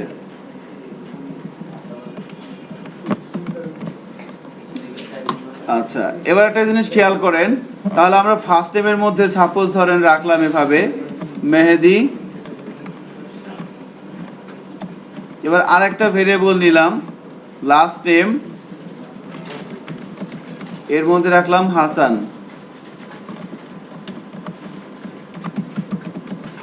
এবার আমি চাচ্ছি 2টা ভেরিয়েবলকে একসাথে দেখতে, ইকো বলে দিলাম ফার্স্ট নেম, দুইটা ভেরিয়েবলকে একসাথে দেখতে যাচ্ছি, স্পেস দিয়ে লাস্ট নেম। সো দুইটা ভেরিয়েবলকে এভাবে বলে দিলাম, বাট তার কিন্তু পছন্দ হয় নাই, খেয়াল করছেন? প্রোগ্রামটা রান করার আগেই সে কিন্তু আমাকে দেখা দিচ্ছে বা এখানে কিন্তু গন্ডগোল আছে। তারপর আমরা রান করে দেখি কি হয়। পার্সারের সিনট্যাক্স আনএক্সপেক্টেড লাস্ট নেম, সে কিন্তু এটা বুঝতেছে না, খেয়াল করছেন? সো দুইটা ভেরিয়েবলকে আমরা পাশাপাশি রাখতে পারতেছি না, কি করতে হবে? কনকেট করতে হবে। পিএসপির কনকেট সাইন কি? ডট। সো ডট দিয়ে দিলাম। এবার দেখেন কি হয়, এবার কিন্তু মেহেদী হাসান এভাবে চলে আসছে। এখন একবারে গায়ে গায়ে মিশে গেছে, একটু দূরত্ব বজায় রাখতে হবে, কি করব? সো আমরা বলতেছিলাম যে এই যে কিছু ক্যারেক্টারের উপরে যখন সিঙ্গেল কোটেশন অথবা ডবল কোটেশন বসতেছে সেটা স্ট্রিং হয়ে যাচ্ছে। এবার আমি যদি এরকম দেই, এটা কি হবে বলেন তো? এবার এই ভেরিয়েবলের মধ্যে কি আছে? একটা এমটি স্ট্রিং, এটা ফাঁকা স্পেস আছে। সো আমরা তাহলে কি করব? এরকম একটা এমটি স্ট্রিং কোথায় দিয়ে দিব? এখানে দিয়ে দিচ্ছি। দেখেন এইটা কি? একটা ভেরিয়েবল, আর এটা কি? একটা MT string. MT string. So একটা ভেরিয়েবল আর একটা এমটি স্ট্রিং পাশাপাশি রাখতে গেলেও কি করতে হচ্ছে? আমাকে কনকেট করতে হচ্ছে। দেখেন এখানে কনকেট করে নি দেখে কিন্তু এখনো এরর আছে, এখানেও কনকেট করে দিলাম। সো ভেরিয়েবল টু ভেরিয়েবল পাশাপাশি রাখতে হলে কনকেট করতে হয়, ভেরিয়েবল টু স্ট্রিং পাশাপাশি রাখতে হলে কনকেট করতে হয়। এটা একটা স্ট্রিং, বাট এর কোনো ভ্যালু নাই, এটাকে এমটি স্ট্রিং বলা হচ্ছে। এবার চেক করি, একটা স্পেস চলে আসছে। সো আমরা যদি একাধিক স্পেস দিতে চাই কি করব? রাইট, এখানে ইউজ করতে হবে কি? Ampersand NB SP. এটা যদি লিখে দেই তাহলে কিন্তু কি হবে? আমার স্পেসটা আস্তে আস্তে বাড়বে। এভাবে আমরা চাইলে একের অধিক স্পেস দিতে পারি।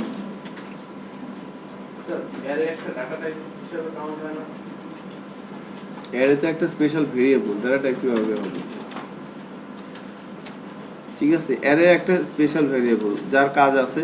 অ্যারেটা খুব ইন্টারেস্টিং।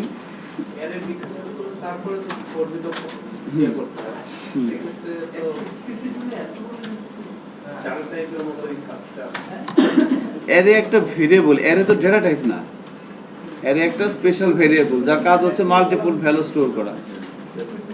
ডাটা টাইপ কিভাবে হয়? ডাটা টাইপ হচ্ছে ইন্টিজার, রিয়েল, ফ্লোট, এগুলো হতে পারে ডাবল, স্ট্রিং।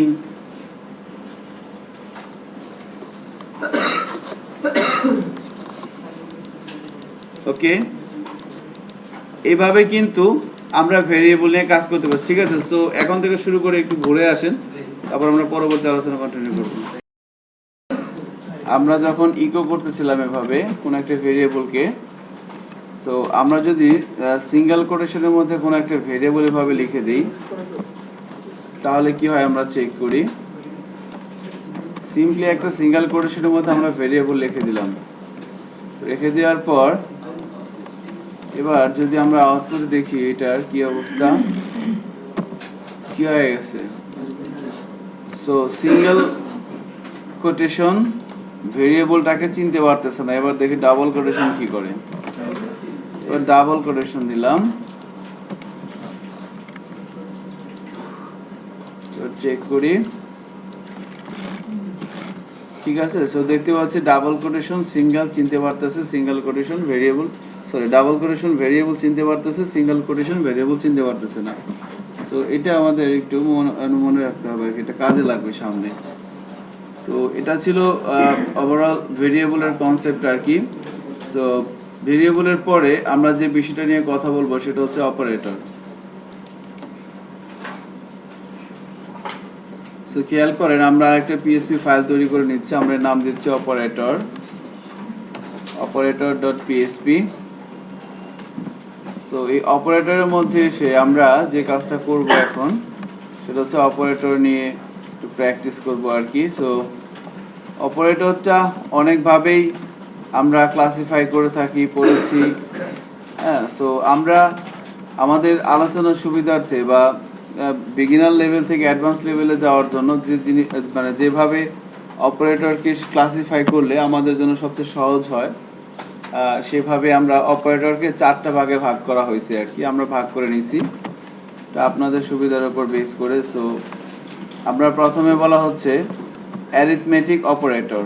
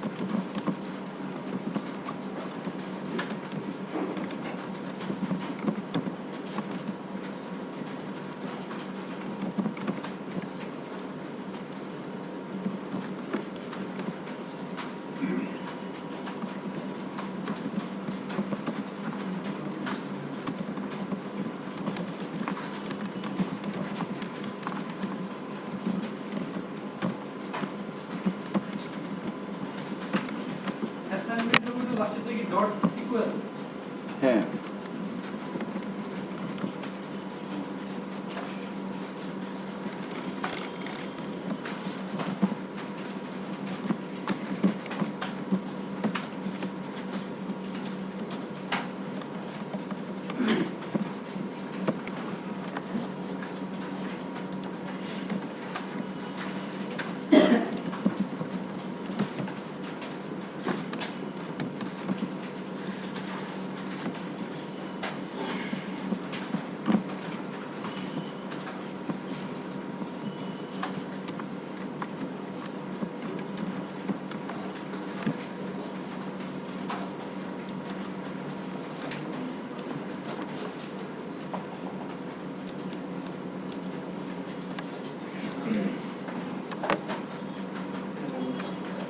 আমরা আমাদের কাজের সুবিধার্থে এভাবে চারটা ভাগে ভাগ করে নিয়েছি অপারেটরকে। খেয়াল করেন, arithmetic operator, assignment operator, conditional operator, logical operator. So arithmetic operator সেগমেন্টে দুইটা পার্ট আছে, একটা হচ্ছে বাইনারি, একটা হচ্ছে ইউনারি। কারণটা কি? কারণ খেয়াল করে দেখেন, এই plus, minus, multiplication, division, reminder, এই পাঁচটা অপারেটরকে নিয়ে যখন আমরা কাজ করি, সো অপারেটরের বাম পাশে এবং ডান পাশে যে বিষয়গুলো থাকে তাদেরকে কি বলে? অপারেন্ড, তাই না? সো এই প্লাস অপারেটর বা মাইনাস অপারেটর বা এই যে অপারেটরগুলো আছে, এই অপারেটরগুলো কি একটা অপারেন্ড দিয়ে কোনো আউটপুট দেখাতে পারবে?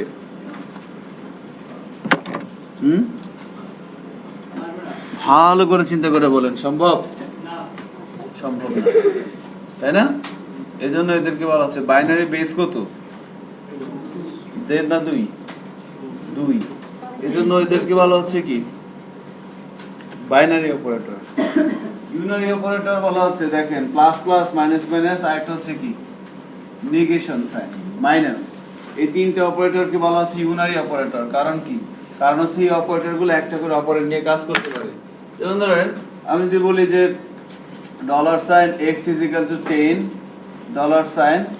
$y = 20, আমরা দুইটা ভেরিয়েবলের মধ্যে দুটো ভ্যালু নিয়ে নিলাম। এবার আমরা অপারেটর প্র্যাকটিস করব। সো প্রথমে বলা হচ্ছে binary operator, plus minus multiplication division reminder. আমরা যেরকম করি $x প্লাস ইকো আউটপুট কি আসবে? এটা তো মিনিংফুল কিছুই হলো না, বাট যখন আমি বলবো ইকো x প্লাস ওয়াই, এবার কিন্তু আউটপুটে আসবে। কারণ কি? কারণ তাহলে এই অপারেটরটা, এই একটা অপারেন্ড দুইটা অপারেন্ড, এই যোগ বিয়োগ গুণ ভাগ ভাগশেষ, এই পাঁচটা অপারেটরই কিন্তু দুইটা করে অপারেন্ড নিয়ে কাজ করে। আর বাইনারি বেস যেহেতু 2, এজন্য এদেরকে বাইনারি অপারেটর বলা হচ্ছে। ইউনারি অপারেটর কারণ কি? আমি যদি বলি ইকো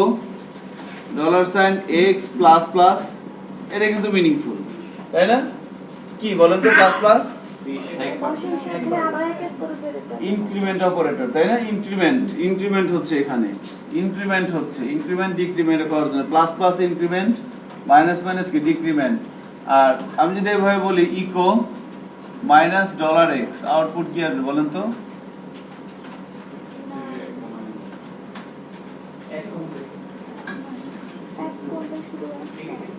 শুধু নেগেটিভ সাইনটা চলে আসবে, এক কমবে কিভাবে, তাই না? -10 এর আগে মাইনাস বসলে কি হবে? -10। সো এটা হচ্ছে নেগেশন সাইন, ইউনারি অপারেটরের 3 নাম্বার অপারেটরটা। এরপর হচ্ছে assignment operator. So assignment operator দেখেন, প্রথমে বলা হচ্ছে কি ইকুয়াল, তাই না? আমরা সবাই জানি ইকুয়াল কি হয়? অ্যাসাইন করার জন্য ইউজ করা হয়। এরপর বলা হচ্ছে plus equal. So plus equal মানে কি? আমি যদি বলি $x প্লাস ইকুয়াল $y, তাহলে কি হবে? এইটা এবং এটাকে যোগ করে আবার এটার মধ্যে রাখবে, তাই না? x প্লাস ইকুয়াল y, এটার মানেও যা $x is equal to $x plus $y, একই জিনিস, তাই না? সো একই জিনিস কিন্তু সেম ভাবে মাইনাস ইকুয়াল, হ্যাঁ, তারপরে কি সব কিন্তু ওই একই ভাবে কাজ করবে। কি করবে? কোন একটা পারফর্ম এক্সিকিউট, শুধু লাস্টে দেখি ডট ইকুয়াল। সো আমি যদি বলি $x dot equal $y, output কত আসবে বলেন তো? পাশাপাশি রাখবে। আউটপুট কি আসবে সেটা বলেন? 10-20, তাই না? সো আমরা এই অপারেটরগুলো এট এ গ্লান্স সবগুলো প্র্যাকটিস করে যাব উপর থেকে শুরু করে। দুটো ভেরিয়েবল নেন, দুটো ভেরিয়েবল নিয়ে আপনারা এই অপারেটরগুলো একটু প্র্যাকটিস করেন, যোগ বিয়োগ গুণ ভাগ ভাগশেষ, দেখেন কি আউটপুট আসে। কিভাবে করবেন? ধরেন আমি এখানে একটা ভেরিয়েবল নিলাম $x, তার মধ্যে দিলাম 10। আপনারা একটা ভেরিয়েবল নিলাম $y = 20। ঠিক আছে? এবার দেখবেন কার অ্যাটিটিউড কেমন। ঠিক আছে? যোগ বিয়োগ গুণ ভাগ ভাগশেষ, হ্যাঁ, কার অ্যাটিটিউড কেমন। তাহলে আমি কিভাবে দেখবো? দেখার জন্য তো আছে ইকো। সো ইকো কি লিখবো? $x plus $y। এবার দেখেন প্লাস কি করে, এবার মাইনাস কি করে, গুণ কি করে, ভাগ কি করে, ভাগশেষ কি করে। প্র্যাকটিস করেন, একটু করার চেষ্টা করি একবার। সো আমরা দুটো ভেরিয়েবল নিলাম, প্রথমটার মধ্যে 10 রাখলাম, পরেরটার মধ্যে 20 রাখলাম। এবার আমরা প্লাস অপারেটর ইউজ করতে চাচ্ছি, অ্যারিথমেটিক বাইনারি অপারেটরে 5টা অপারেটর, এদের অ্যাটিটিউডগুলো একটু দেখবো আমরা। সো এই প্রোগ্রামটা আউটপুট দেখার জন্য আমরা ব্রাউজারে যাচ্ছি, এখান থেকে operator.phpটাকে রান করে নিলাম। সো প্লাস, তাহলে প্লাস কি করতেছে?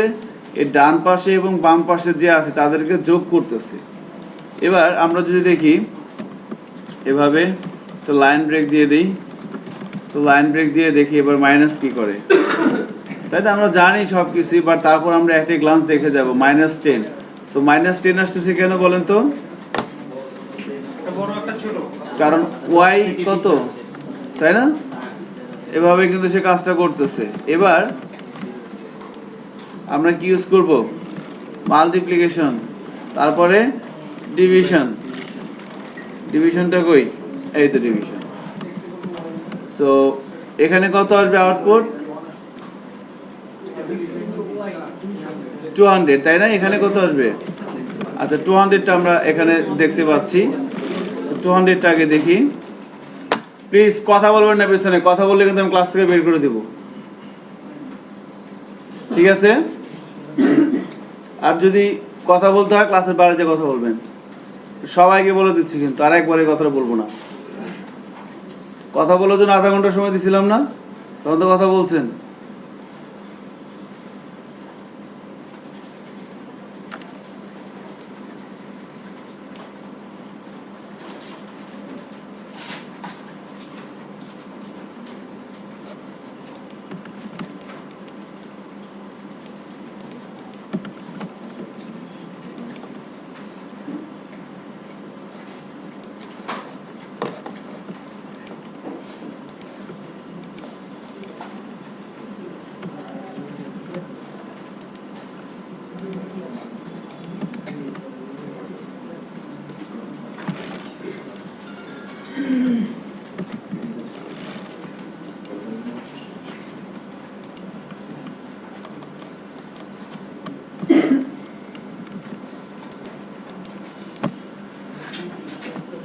তাহলে মাল্টিপ্লিকেশন অপারেটরটা কি করতেছে, লেফট সাইড আর রাইট সাইডে দুইটা ভ্যালুকে সে গুণ করে দিতেছে। সো আমরা এভাবে মাল্টিপ্লিকেশনটা পাচ্ছি। এবার ভাগ করার কাজটা করব। সো এখানে যদি আমরা এইটা ইউজ করি তাহলে আউটপুট কত আসবে 0.5। সো এক্স কে ওয়াই দিয়ে ভাগ করতেছি, এক্স এর মধ্যে কত আছে 10, ওয়াই এর মধ্যে আছে 20। সো 10 টা 20 দিয়ে ভাগ করলে ভাগশেষ কত আসবে 0.5। সো 0.5 কিন্তু চলে আসছে, হাফ আর কি এভাবে চলে আসছে। এখন আমরা ভাগশেষটা দেখব। সো এখানে আমরা যখন রিমাইন্ডারটা ইউজ করব তখন কি হবে। সো অ্যাকচুয়ালি এখানে বিষয়টা কি হচ্ছে, এই 10 কে 20 দিয়ে ভাগ করলে ভাগশেষ যেটা হবে এটা কিন্তু সেটা রিটার্ন করবে।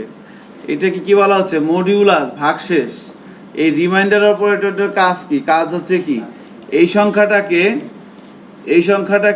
এই সংখ্যা দিয়ে ভাগ করার পর যেটা ভাগশেষ থাকবে সেটাকে সে রিটার্ন করবে। তাহলে এখানে যদি হয় আমার 100 আর এখানে যদি হয় আমার 200, আউটপুট কি আসবে বলেন তো? 100। কারণ কি, কারণ হচ্ছে ভাগই হবে না, এটা তো ছোট। আমি যদি 100 কি 200 দিয়ে ভাগ করা যাবে, তো ভাগই তো ভাগ করা যাবে, বাট দশমিক নিয়ে আসতে হবে, বাট ওটা তো আমি চাচ্ছি না। এজন্য কি করতে হবে, এজন্য ওই 100টাই কি হবে, আমার ভাগ শেষ হবে। আমরা একটু চেক করে দেখি কি হয়। দেখেন এভাবে কিন্তু আমার 100ই আসতেছে। কারণ কি, কারণ এটা ভাগই হয় নাই, এই কারণে কিন্তু এটা হচ্ছে আর কি। সো এরপরে তাহলে কিন্তু আমাদের যোগ বিয়োগ গুণ ভাগ ভাগশেষ এই 5টা অপারেটর কিন্তু আমরা এদের, হ্যালো বলো। সো এবার ইউনারি অপারেটর একটু খেয়াল করেন, এই 3টা অপারেটর প্র্যাকটিস করে আমরা আজকে ক্লাস শেষ করে দিব। সো ইউনারি অপারেটরটা কিভাবে কাজ করতেছে একটু খেয়াল করেন। এখানে আমরা দুইটা ভেরিয়েবলই আমাদের আছে, একটা হচ্ছে 100 আর একটা হচ্ছে 200 সাপোজ। সো আমরা আবার এখান থেকে শুরু করি। আমি যদি এভাবে বলি ইকো $x প্লাস প্লাস, তাহলে আউটপুট কত আসবে বলেন তো? 100ই কিন্তু আসবে। চেক করি কত আসছে, 100 কিন্তু আসছে। আমি যদি আবার এখানে বলি ইকো $x, এবার কত আসবে? এবার কিন্তু 101 আসবে। কারণ কি, কারণ হচ্ছে দেখেন 101, কারণ এই যে অপারেটর এটা হচ্ছে কি পোস্ট ইনক্রিমেন্ট। আমরা বলছিলাম কি যে অ্যাপাচি লাইন বাই লাইন কাজ করে এবং বাম দিক থেকে কাজ করে। সো সে যখন এখানে আসলো এই ভেরিয়েবলের মধ্যে সে 100কে নিয়ে নিল, এটার মধ্যে সে 200কে নিয়ে নিল। এবার যখন ইকো করতেছে কি, তার আগে তাকে জব দেওয়া হয়েছে কি করার জন্য, ইকো করার জন্য। এজন্য সে কি করতেছে, আগে দেখায় দিচ্ছে, আগে সে দেখায় দিচ্ছে যে এর মধ্যে কত আছে। এরপরে প্লাস প্লাস মানে কি, এক ঘর সে বাড়াবে। এজন্য সে আগে দেখাচ্ছে, সে যখন দেখাচ্ছে তখন এর মধ্যে কত আছে 100, এজন্য 100 দেখাচ্ছে। এবার সে 1 বাড়াচ্ছে, বা এজন্য আমি পরবর্তীতে যখন এটা দেখাচ্ছি তখন কিন্তু এরকম হচ্ছে। এবার আমি যদি এভাবে বলি ইকো মাইনাস মাইনাস, এবার কত আসবে আউটপুট বলেন তো? Eco BR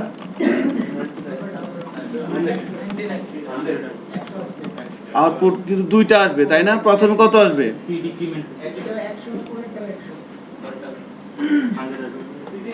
just a minute, এভাবে হবে আর কি।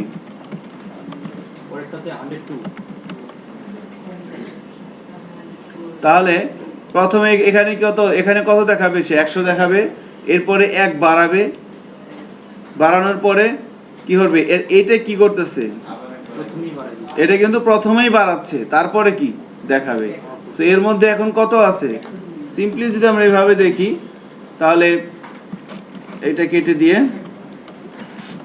প্রথমে আসবে 100, এর পর আসবে 101, প্রথমে 100 এর পরে কত 101।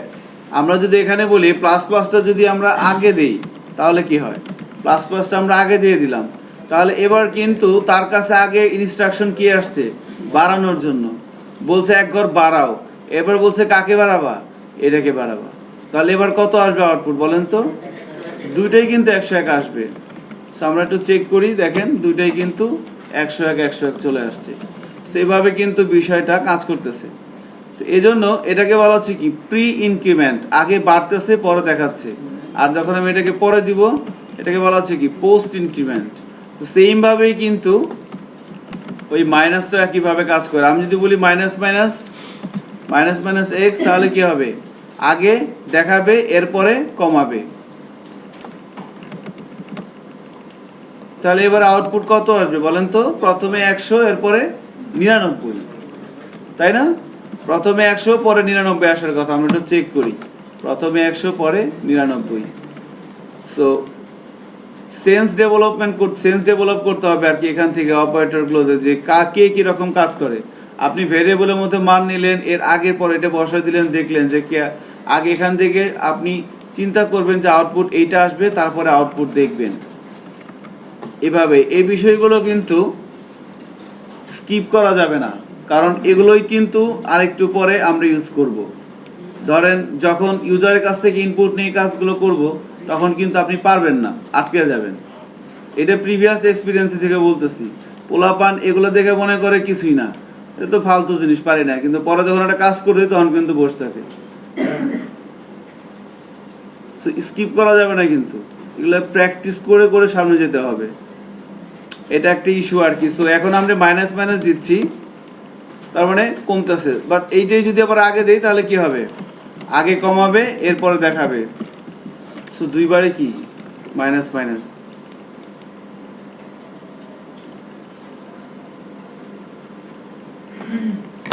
ঠিক আছে, এইভাবে এরা কাজ করতেছে। আর যদি মাইনাসটা হয় তাহলে কি হবে, আমি সিম্পলি এখানে ধরেন এটার শুধু মাইনাস বলে দিলাম, কোন একটা ভেরিয়েবলের আগে এর মধ্যে কিছু একটা আছে, এক্স এর মধ্যে কত আছে 100, আমি এর আগে মাইনাস বলে দিলাম, এবার কত আসবে -100, ভেরি সিম্পল,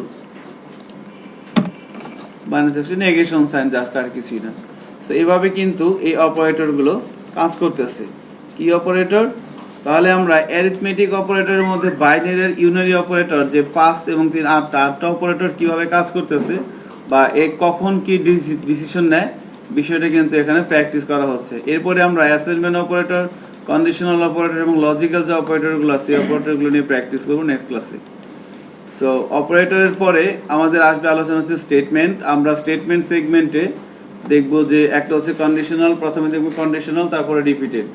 সো কন্ডিশনাল স্টেটমেন্টের সেগমেন্টে কিন্তু 4টা পার্ট আছে, তাই না, if else, if else if, আর একটা হচ্ছে সুইচ। এই 4টা সিনট্যাক্স আমরা দেখবো যে ইফ কিভাবে কাজ করে, সিনট্যাক্সটা কি লিখলে কি হয়, তাই না। আপনাকে রিয়েল লাইফ প্রোগ্রামে মানে প্রবলেম সলিউশনে ঢোকার আগে ইফ এলস ইফ সুইচ, এগুলো আপনি কি শিখবেন এখান থেকে বা কি করবেন, আপনি সেন্স ডেভেলপ করতে হবে যে কিভাবে লিখতে হয় আর কি লিখলে কি হয়। বুঝতে পারছেন কি আমার কথাটা, এই জিনিসটাই কিন্তু আপনার মাথার মধ্যে সেট করতে হবে যে আমি কিভাবে লিখবো আর কি লিখলে কি হয়। সো নাইস, এভাবে আমরা ওই স্টেটমেন্টগুলো কমপ্লিট করার পর দেন আমরা যখন অ্যারে আলোচনা করব, অ্যারে আলোচনা করার পর আমরা ইউজার থেকে ইনপুট নিয়ে কাজ করা শুরু করব এবং ছোট ছোট প্রোটোটাইপ আপনারা ডেভেলপ করবেন ক্লাসের মধ্যে, যেমন মিনি ক্যালকুলেটর, তারপরে প্রাইম নাম্বার, বিভিন্ন ধরনের পিরামিড তৈরি করবেন লুপ ইউজ করে, নেস্টেড লুপ ইউজ করে, এই কাজগুলো আমরা করবো আর কি। সো অ্যারে আলোচনার পরেই আমরা ইউজারের কাছ থেকে ইনপুট নিয়ে কাজ করব।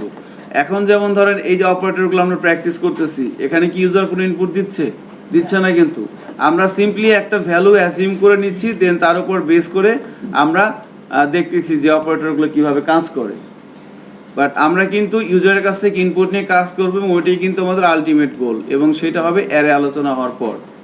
কারণ যখনই আমি ইউজারের কাছ থেকে ইনপুট নিব তখনই কিন্তু সেটা কোনো না কোনো একটা গ্লোবাল অ্যারের মধ্যে আসবে, পিএসপি। সো এজন্যই অ্যারে কি সেটা আমরা ক্লাসে আমাদের মতো করে আলোচনা করার পর দেন আমরা সামনে আগাবো। So thank you, next class ইনশাআল্লাহ দেখা হবে।